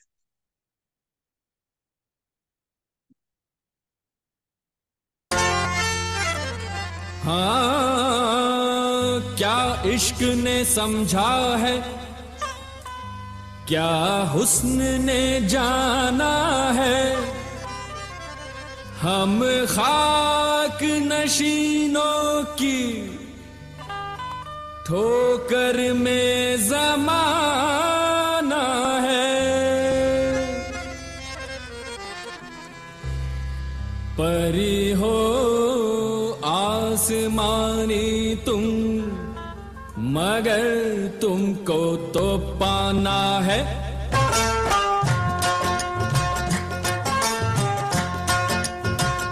परी हो आसमानी तुम, मगर तुमको तो पाना है। परी हो आसमानी तुम, मगर तुमको तो पाना है। परी हो आसमानी तुम, मगर तुमको तो पाना है। हाँ, परी हो आसमानी तुम, मगर तुमको तो पाना है। मोहब्बत कैसे करते हैं, हाँ मोहब्बत कैसे करते हैं, ज़माने को दिखाना है, ज़माने को दिखाना है। ज़माने को दिखाना है, ज़माने को दिखाना है। अब इसमें क्या है, जी हाँ, शैलेंद्र सिंह और आशा भोसले, ठीक बताया आपने। अब इसमें क्या है, दो तीन बातें नोट करिए। एक तो नासिर हुसैन के लोगों के साथ जो आया करता था, ठीक है ना, क्या हुस्न ने समझा है, क्या इश्क ने जाना है, हम खाक नशीनों की ठोकर में जमाना है। खाक नशीनों, जो एकदम लोएस्ट लेवल पे रहने वाले लोग हैं, कहा जाए तो जो लेबर हैं, किसान हैं, जो भी इस किस्म के लोग हैं, खाक नशीनों, खाक, जिनका निशान खाक में ही होता है, मट्टी में होता है। खाक नशीनों की ठोकर में जमाना है, ये उनके लोगों के साथ आया करता था हर फिल्म में, तो इसमें उन्होंने गाने में यूज किया है। तो ये तो ठीक है कि ये गाने में तो उन्होंने यूज किया ही है। इस गाने को रफी साहब के लिए ही मन्ना, आर डी बर्मन ने बनाया होगा, मगर गवाया है शैलेंद्र सिंह से, ठीक है ना। किसी और को बुला सकते थे ना वो गवाने के लिए। देखिए, ये शैलेंद्र सिंह की जिंदगी का एक सोलो अकेला इस तरह का गाना है जो उन्होंने कव्वाली नुमा गाया है, और इसमें उन्होंने इतनी एक्सीलेंट परफॉर्मेंस दी है कि आप सोच नहीं सकते। अब इसको, आप कव्वाली को कभी बैठ के बड़े ध्यान से और प्यार से सुनिएगा इसको। इसमें शैलेंद्र सिंह जिस तरह से शुरू करते हैं और जिस तरह से शुरू के पार्ट को आधे तक गाते हैं, उस तरह से वो उसको एंड नहीं कर पाते। उनकी जो वॉइस और वॉइस की क्वालिटी है ना, वो उस लेवल तक एंडिंग तक मेंटेन नहीं होती। ये हम फील कर सकते हैं जब इसको हम सुनते हैं। शैलेंद्र सिंह ने खुद एक बार इसको कहा था किसी इंटरव्यू में, यूट्यूब पे मिल जाएगा आपको, कि मैं इस कव्वाली को कभी किसी शो में दोबारा और कहीं पर भी दोबारा गा ही नहीं सकता। I can never perform the qawwali that I have already performed once. दूसरी बार तो मैं गा ही नहीं सकता। तो ये शैलेंद्र सिंह की कव्वाली जमाने को दिखाना है। इस कव्वाली तक आते आते आर डी बर्मन ने पूरी तरह इलेक्ट्रोलाइज कर लिया था अपने म्यूजिक को, इलेक्ट्रॉनिक्स डाल दिए थे, तो कव्वाली में इलेक्ट्रॉनिक्स भरे हुए हैं, लेकिन फिर भी कव्वाली अच्छी है, सुनने में भी अच्छी लगती है, और शैलेंद्र सिंह को भी सुन के अच्छा लगता है। आशा भोसले तो है ही है उनके साथ सपोर्ट देने के लिए, बहुत अच्छा। आइए अगले पे आ जाते हैं। मैंने अभी आर डी बर्मन के बारे में बात की है,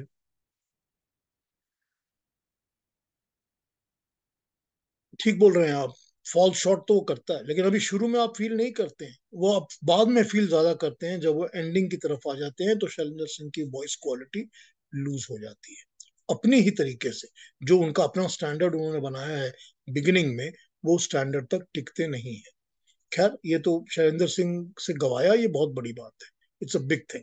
और ये उनकी जिंदगी का शायद एकमात्र ऐसा गाना है जो कि इस लेवल का, इस क्वालिटी का गाना होगा, और अच्छी बात है। अब आर डी बर्मन पे मैंने इतनी सारी बातें कर ली हैं, लक्ष्मीकांत प्यारेलाल पे आते हैं। लक्ष्मीकांत प्यारेलाल पर आकर हम पहली उनकी कवाली सुनेंगे जो उनके लिए लता ने गाई है। जी, लता स्पेशल के लिए ही गाती थी, मदन मोहन के लिए, नौशाद के लिए, लक्ष्मीकांत के लिए, इनके लिए ही गाती थी। तो लक्ष्मीकांत की कवाली सुनते हैं। जी हाँ, जीवन मृत्यु की कवाली बहुत अच्छी है, बहुत अच्छी कवाली है। वहां ले जाते हैं कश्ती जहां पे तूफान होते हैं, आपने ठीक रिमाइंड कराया, बड़ी प्यारी कवाली है वो। ठीक है, पर अभी हम सुनते हैं मेरे हमदम मेरे दोस्त की कवाली, लता मंगेशकर की गाई हुई, मजरू की बनाई हुई। मुमताज नाच रही हैं स्क्रीन के ऊपर, आइए इसको सुनते हैं।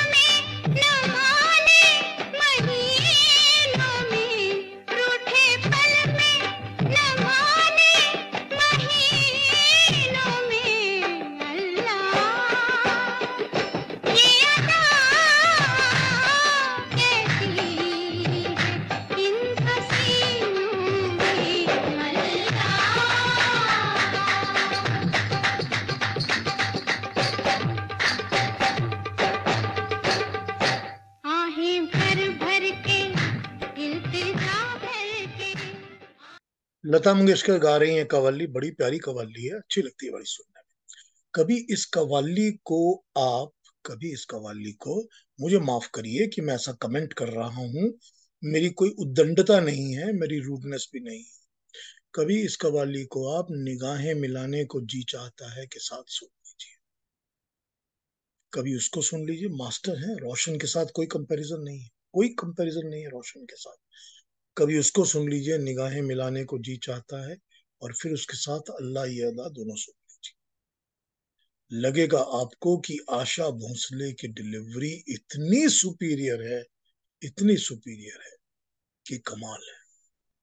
अपनी अपनी खूबी, जिसकी जो खूबी है वो उसकी खूबी है, और जिसकी जो अच्छाई है उसकी तारीफ करने में कोई बुराई नहीं। मैं तो सबको पसंद करता हूँ और सबको बहुत प्यार करता हूँ, लेकिन जहां पर जो चीज कंपैरिजन में आ जाती है उस पर बात करनी पड़ती है। मेरा और कोई मकसद यहाँ नहीं था, सिर्फ कवालियां कंपेयर करने का था।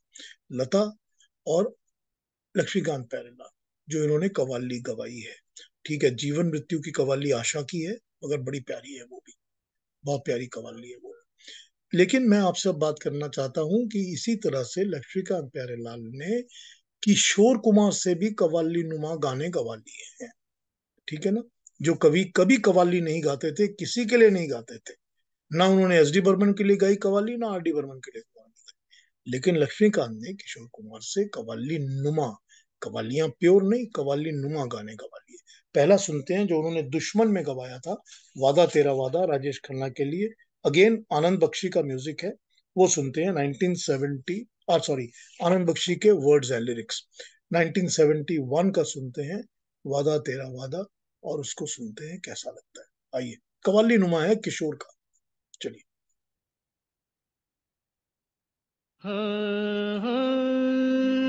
सच्चाई छुप नहीं सकती बनावट के असूलों से, कि खुशबू आ नहीं सकती कभी कागज के फूलों से। मैं इंतजार करूं, ये दिल निसार करूं, मैं तुझसे प्यार करूं, ओ मगर कैसे एतबार करूं। झूठा है तेरा वादा, वादा तेरा वादा, वादा तेरा वादा, वादा तेरा वादा, वादा तेरा वादा, वादे पे तेरे मारा गया बंदा मैं सीधा सादा। वादा तेरा वादा, वादा तेरा वादा, वादा तेरा वादा, वादा तेरा वादा।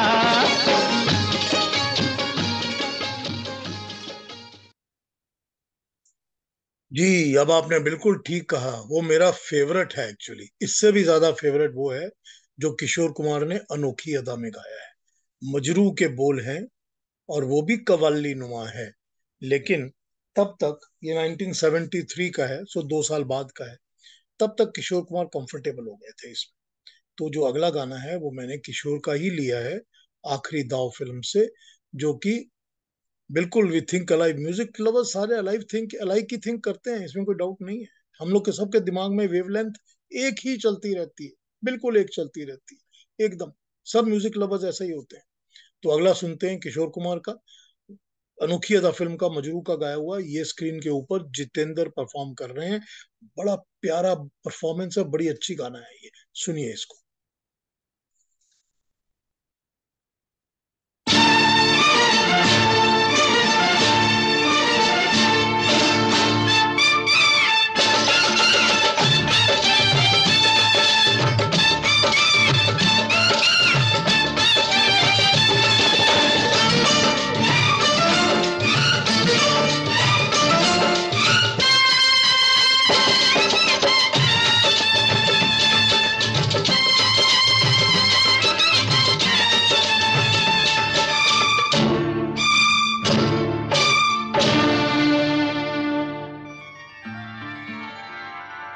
हाल क्या है दिलों का न पूछो सनम,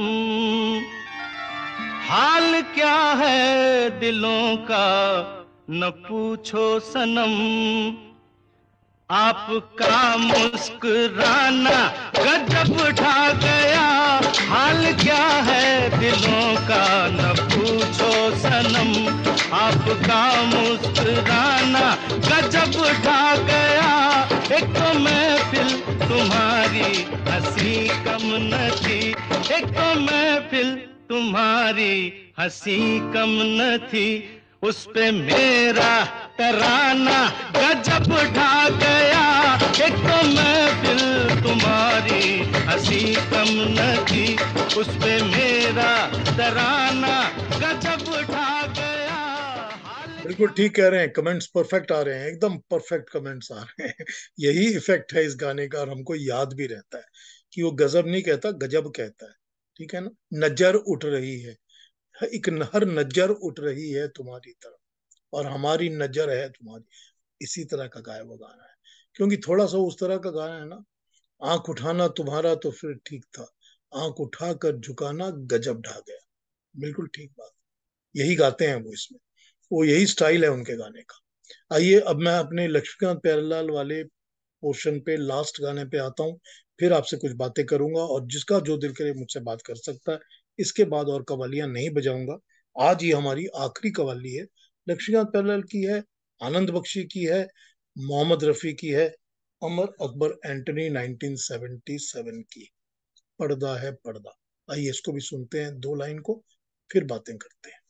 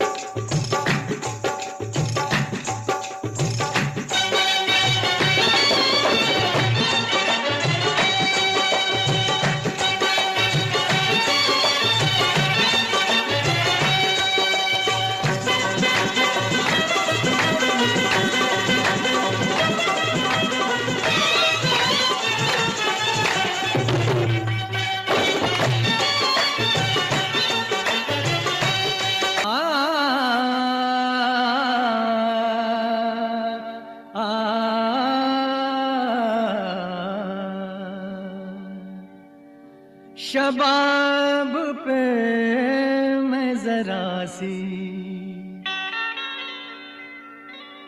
शराब फेंकूंगा, किसी हंसी की तरफ ये गुलाब फेंकूंगा।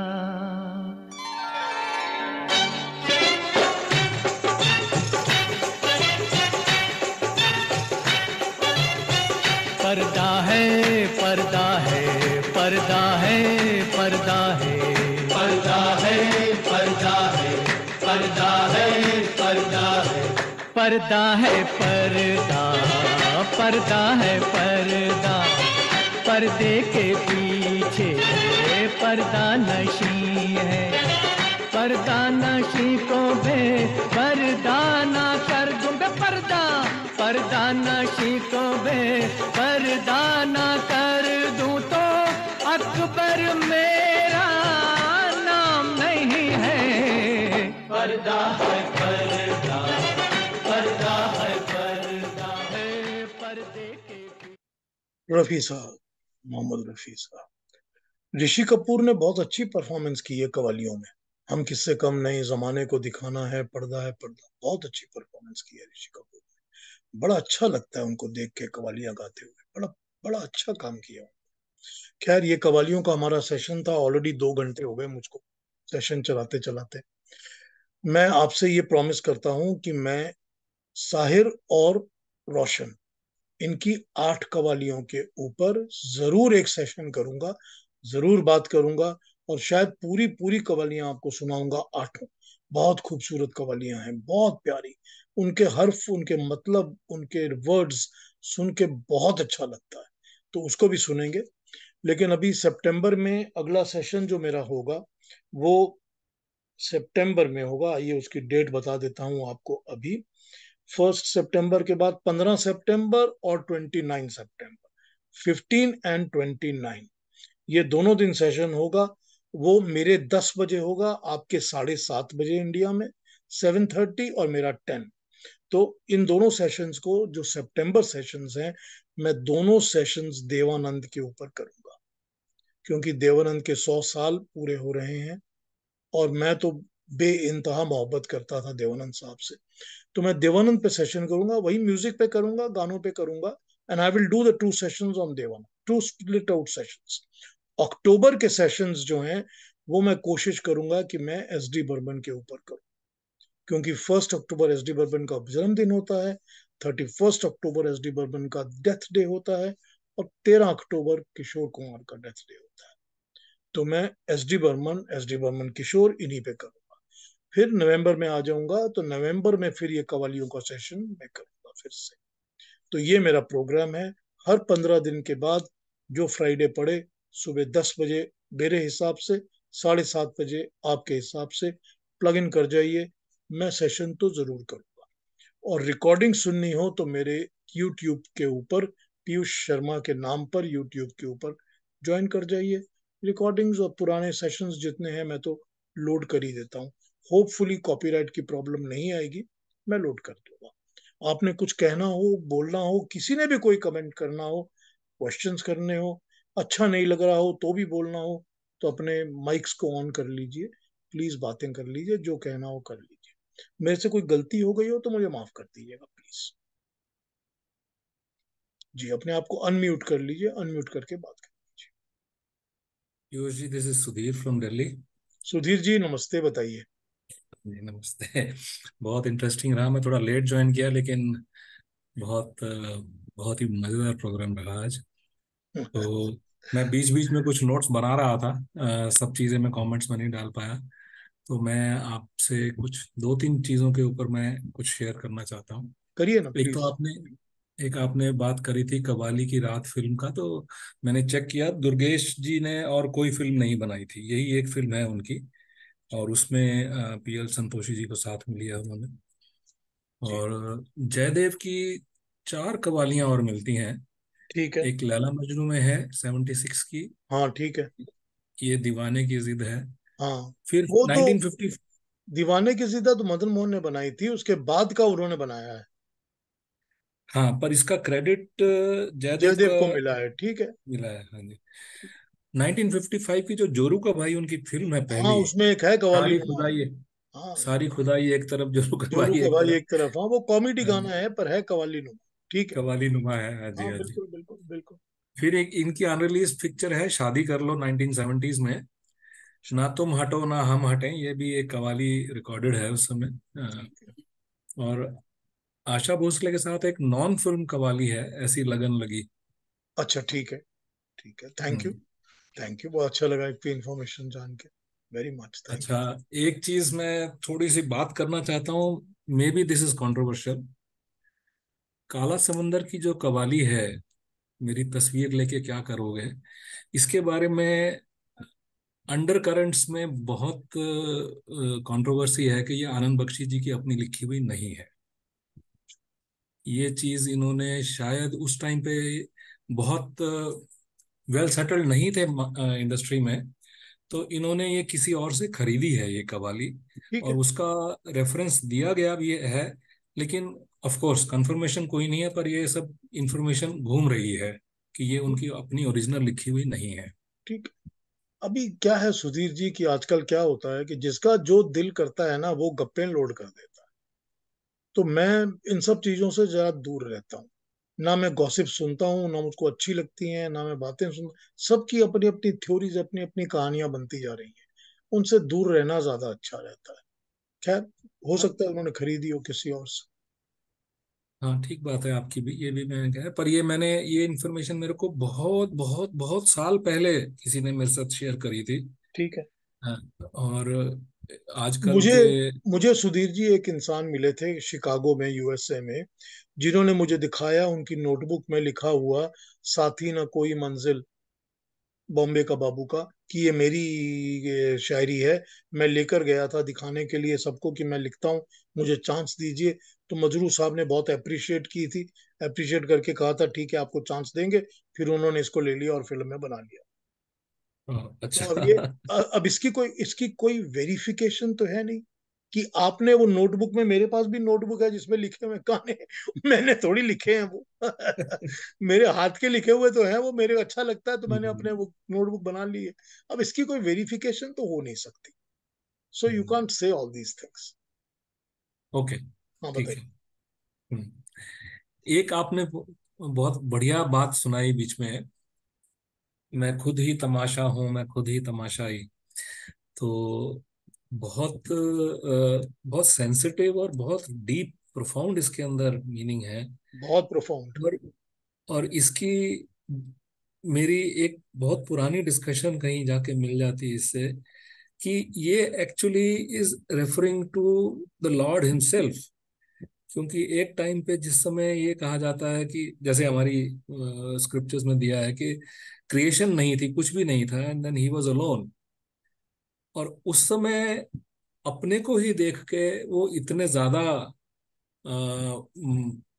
मतलब इतने ज्यादा लुभावने लगे अपने आप को कि then for that purpose he created the creation. And जी, इसमें इफ यू लुक, ऐसा है कि मैं खुद ही तमाशा हूं, मतलब प्रकृति, नेचर, हाँ कि हाँ मैंने जी, ही हाँ जी, सारा खेल बनाया हुआ है जी और मुझ जी खुद ही जी। तमाशाई, मैं ही सब कुछ देख रहा हूँ। करेक्ट, यहां तक तो हम्म। ठीक है। लेकिन ईश्वर या परमात्मा के लिए मैं अपने जलवों का खुद ही हूं सौदाई, आप नहीं कह सकते। है, क्योंकि ऐसा वो कभी ऐसा भी अपने डिस्क्रिप्शन है। जलवों का सौदाई, वो तो यूज तो करता ही नहीं कुछ अपने लिए, वो तो आपके नहीं लिए नहीं ही नहीं, बनाता है ना। नहीं बनाता आप, हमको भी जो बनाया है वो है तो उसी के हिस्से ना सारे। पर वो उसका सौदा ही नहीं है ना, कि मैं आपके ऊपर इतना पागल हो गया हूं कि मैं खुद ही तमाशा तमाशा ही बन गया हूँ। ये नहीं, रेफरेंस उसके लिए नहीं बैठती। इसका डिस्क्रिप्शन है कि जब उन्होंने अपनी शक्ल देखी है पहली दफा कभी, व्हेन नथिंग एल्स एग्जिस्टेड, तो उसमें अपने को ही देख के वो इतने ज्यादा हो गए कि अपने ही जलवों को देख के उन्होंने कहा। नहीं नहीं सुधीर जी, वो अपनी शक्ल कभी देखता नहीं है। उसको शक्ल देखनी नहीं है, और अपने जलवों का दीवाना वो कभी होता नहीं है। वो परमात्मा है, ईश्वर है।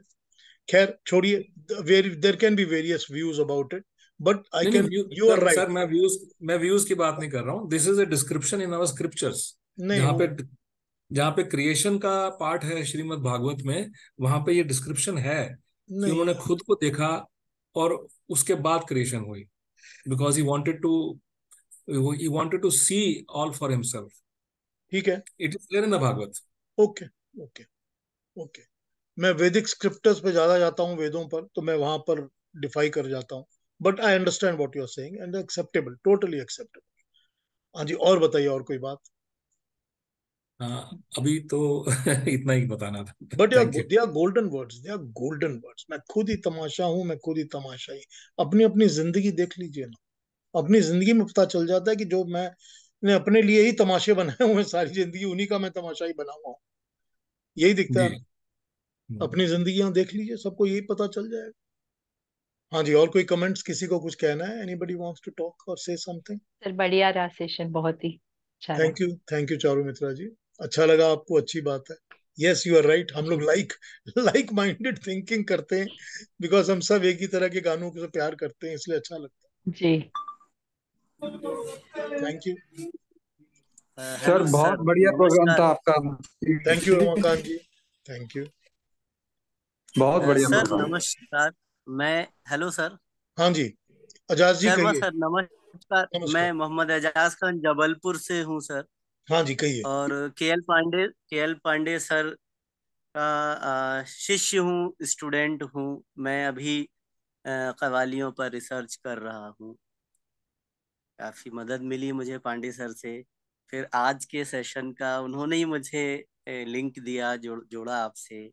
जी। और बस आगे कभी मुझे और भी कवाली, जो फिल्मी कवालियों का ही विषय है, ले रखा है सर मैंने, कि हिंदी फिल्मों में कवालियों का जो क्लासिकल पोर्शन है, ठीक है। शास्त्रीय पक्ष, मैंने उस पे पूरा रिसर्च अपना तैयार किया है।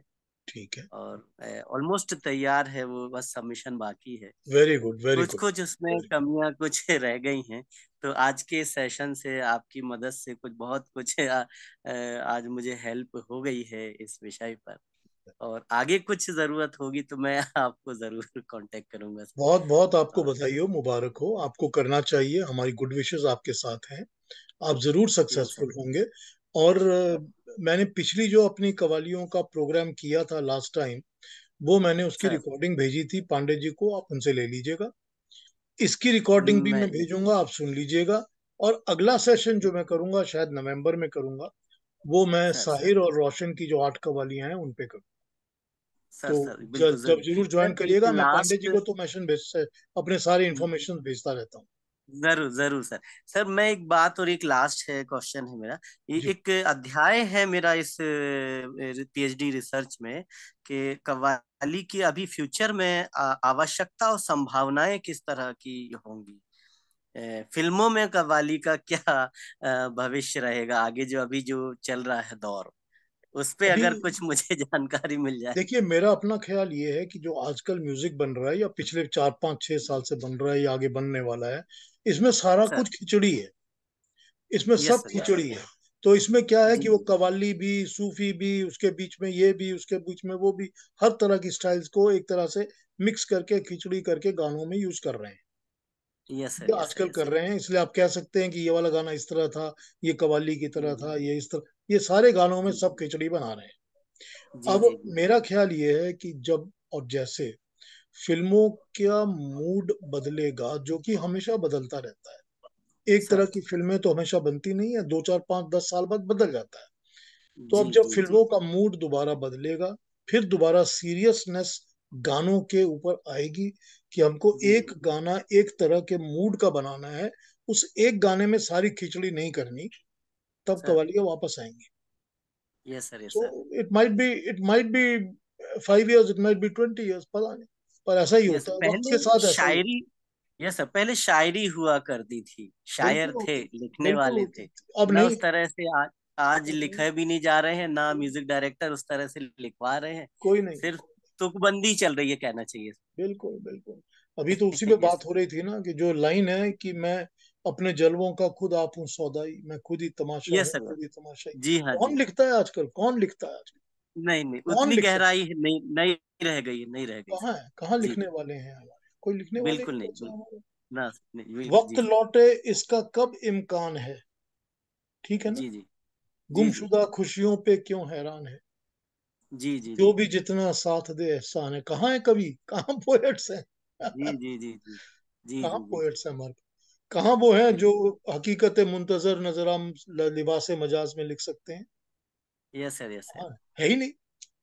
यस सर, तो जी जब जी नहीं है जी वो जी। पोएट्स, तो क्या कहा जाए इसे। सर एक शेर है कि कह रहा है जोश दरिया से समंदर का सुकूत, कह रहा है जोश हाँ, दरिया से समंदर का सुकूत, जिसमें जितना ज़र्फ है उतना ही वह खामोश बिल्कुल ठीक है, एकदम सच्चा है, बहुत कमाल शेर है, और बिल्कुल सच है। है। कहा जाता है ना कि जिनके पास नॉलेज ज्यादा होता है, वो सर झुका के चलते हैं। यस सर, जिस यस सर, जिस पेड़ पे फल लगे होते हैं, वो पेड़ झुक जाता है। जी जी जी यही बात जी। है। जो बिल्कुल नॉलेज बिल्कुल होता है सर, ना, बिल्कुल। वो बिल्कुल इसी तरह का होता है भाई। ये ठीक यस लिखा सर, है, यस। बहुत बढ़िया शेर है। जी जी। Yes sir. Thank you so thank you. Much sir. मैं थैंक यस। यू। हाँ, कोई और बात किसी को कहनी हो, किसी ने जो जाना चाहते हैं चले जा सकते हैं, हमारा तो एंडिंग होने वाली है। तो किसी को कुछ और कहना हो तो कहिए, वरना 15 दिन बाद मिलते हैं सितंबर में, देवानंद के प्रोग्राम्स के ऊपर। बड़ा मजा आएगा, बहुत अच्छे गाने हैं, बहुत अच्छे गाने हैं देव साहब के। ठीक है, फिर मिले। हेलो। हाँ जी, हाँ जी, हाँ जी। अ, हुजूर, मेरा नाम राकेश है। हाँ राकेश मैं, जी। हाँ जी, मैंने ये शो आपका पहली बार मैं ये एक सुन रहा हूँ। हाँ जी। एंड यकीन मानिए, जितना सुना मैं, बिकॉज मैं अभी ऑफिस में हूँ and I am working still, but जितना मुझे वक्त मिल पाया मैंने बहुत एंजॉय किया। और आपका जो इंटरप्रिटेशन है, और जहाँ पे आप वो जैसे एक स्पॉटलाइट होता है जहाँ पे आप चाहते हैं कि अंधेरे में बाकी चीजें अपनी जगह है, लेकिन आप वो स्पॉटलाइट उस जगह डाल रहे हैं जहाँ पे कि हमको दिखे जो आप दिखाना चाहते हैं। I really love that. और you have kept it very simple. And मेरे जैसे इंसानों को जो समझ में आता है, मतलब मैं कोई बहुत मेरी जो अंडरस्टैंडिंग है वो नहीं है। मैं ऐसे ही सुन सुन के सीख रहा हूँ। And this has been truly a very humbling experience. And that is like pure education for me. मतलब आप जैसों से सीखने को मिल रहा है, तो ये मैं इसके लिए I really owe it to you people. And thank you Rakesh ji. ये yeah. राकेश जी, मुझको अच्छा लगा समझ सुन के आपसे, thank you for the praise. मैं तो दिल से करता हूँ जो करता हूँ, नहीं नहीं नहीं, वो तो वो जो चीज मेरे मेरे दिल दिल तक में, पहुंच रही है हुजूर। आप जो जो कह दिल रहे में। हैं वो सीधा ट्रांसमिट हो रहा है मेरी तरफ, और मुझे बहुत अच्छा लग रहा है। इनफैक्ट आई मैं वाज जस्ट यही अबाउट टू करता लीव, तो मैंने कहा, बिकॉज आपने कहा कि अगर कोई कुछ बोलना चाह रहा है तो मैं लिखने से अच्छा, मैंने कहा मैं थोड़ा बोल दूं। This has been an absolutely fantastic feeling जो है, और पूरा दिन काफी लंबा, मतलब मेरा जो दिन था आज 8 बजे शुरू हुआ, अभी रात के 10:15 होने वाले हैं, but I am not complaining. मुझे बहुत अच्छा लगा, बहुत अच्छी फीलिंग है, आई एम फीलिंग रिफ्रेश्ड। और कव्वाली एक ऐसा जॉनर है जिसके बारे में ज्यादा लोग मतलब जहां बात करते हैं, शायद मैं नहीं होता हूँ वहां पे, तो मुझे ये एक अच्छा एक अपॉर्चुनिटी मिली है कि जिस महफिल में ये बात हो रही हो, या जैसे आप बता रहे हैं, as I said I am learning, and बहुत आपने अच्छी अच्छी चीजें जैसे कहीं, और I continue, you know, I would love to rejoin your shows as and when, अगर आप राकेश जी, ऐसे शेयर कुछ मेरे मेरे करें, मुझे फोन बहुत अच्छा पर, लगेगा। मेरे फोन नंबर पे मुझे व्हाट्सएप कनेक्ट दे दीजिए। जी जी जी। 414165778178। Just one moment, I just you know note it down. हाँ हाँ जी जी, हुजूर, हाँ जी, आपका नंबर फोर जरा वन अगर सिक्स एक बार अगर आप रिपीट कर दें। उसके आगे आपको 1 लगाना पड़ेगा क्योंकि मैं कनाडा में रहता हूँ। अच्छा ठीक है। 1416 five one seven four seven one six five I am seven sorry, seven 1416 577 577 8178 8178। 8178। I'll just repeat it. 1416 577 8178। बिल्कुल, बिल्कुल। मुझे थैंक व्हाट्सएप यू। कनेक्ट भेज दीजिए, मैं आपको या भेजता बिल्कुल। रहूंगा जितने भी मेरे सेशंस होंगे, पुरानी जी, रिकॉर्डिंग्स भी भेज दूंगा। Thank you so much, that will be wonderful, that will और बी मेरे वंडरफुल। मेरे लिखे एक्सट्रीमली हुए स्वीट। आर्टिकल्स भी आप पढ़ सकते हैं। सिल्वेट मैगजीन जी। के लिए मैं लिखा करता था। तो अच्छा। Learning and creativity, silhouette, Piyush Sharma, 57 writeups मिल जाएंगे आप। अरे वाह, जी, I'd love to just, you know, कभी dig भी deep पढ़ into लीजिए, it. जरूर। Thank you. Thank you so much. I thank you, truly appreciate, sir. Thank you. Thank you Rakesh ji. फिर कभी Thank किसी you. और से कुछ कहना है कि चलें बस बस बंद करें? 15 तारीख को मिलेंगे, 15 बस सितंबर। सर, मैं भी व्हाट्सएप कर सकता हूँ सर आपको कुछ बिल्कुल, जानकारी के लिए। 100%, अरे 100% कर सकते हैं। अरे पूछने थैंक की यू। बात ही नहीं है। Thank anybody thank who you so loves much music sir. Is my good friend. Thank you so much. Thank you. मैंने मास्टर किया है सर क्लासिकल म्यूजिक में सर। अरे वाह, कमाल है, कमाल है। तब तो आप हमको मैं इसी वजह से, सिखाएंगे। नो नो नो सर, इतना नहीं सर। उसी वजह से फिर मैं इस रिसर्च में आ गया। पांडे सर ने मुझे हेल्प की और मैं आगे बढ़ रहा हूँ सर, बस। ठीक है, most welcome, thank thank you. You. बिल्कुल ज्वाइन करिए जी, बिल्कुल। Thank you sir. Thank you. ठीक है, सबको नमस्ते, थैंक यू वेरी मच। फिर मिलते हैं।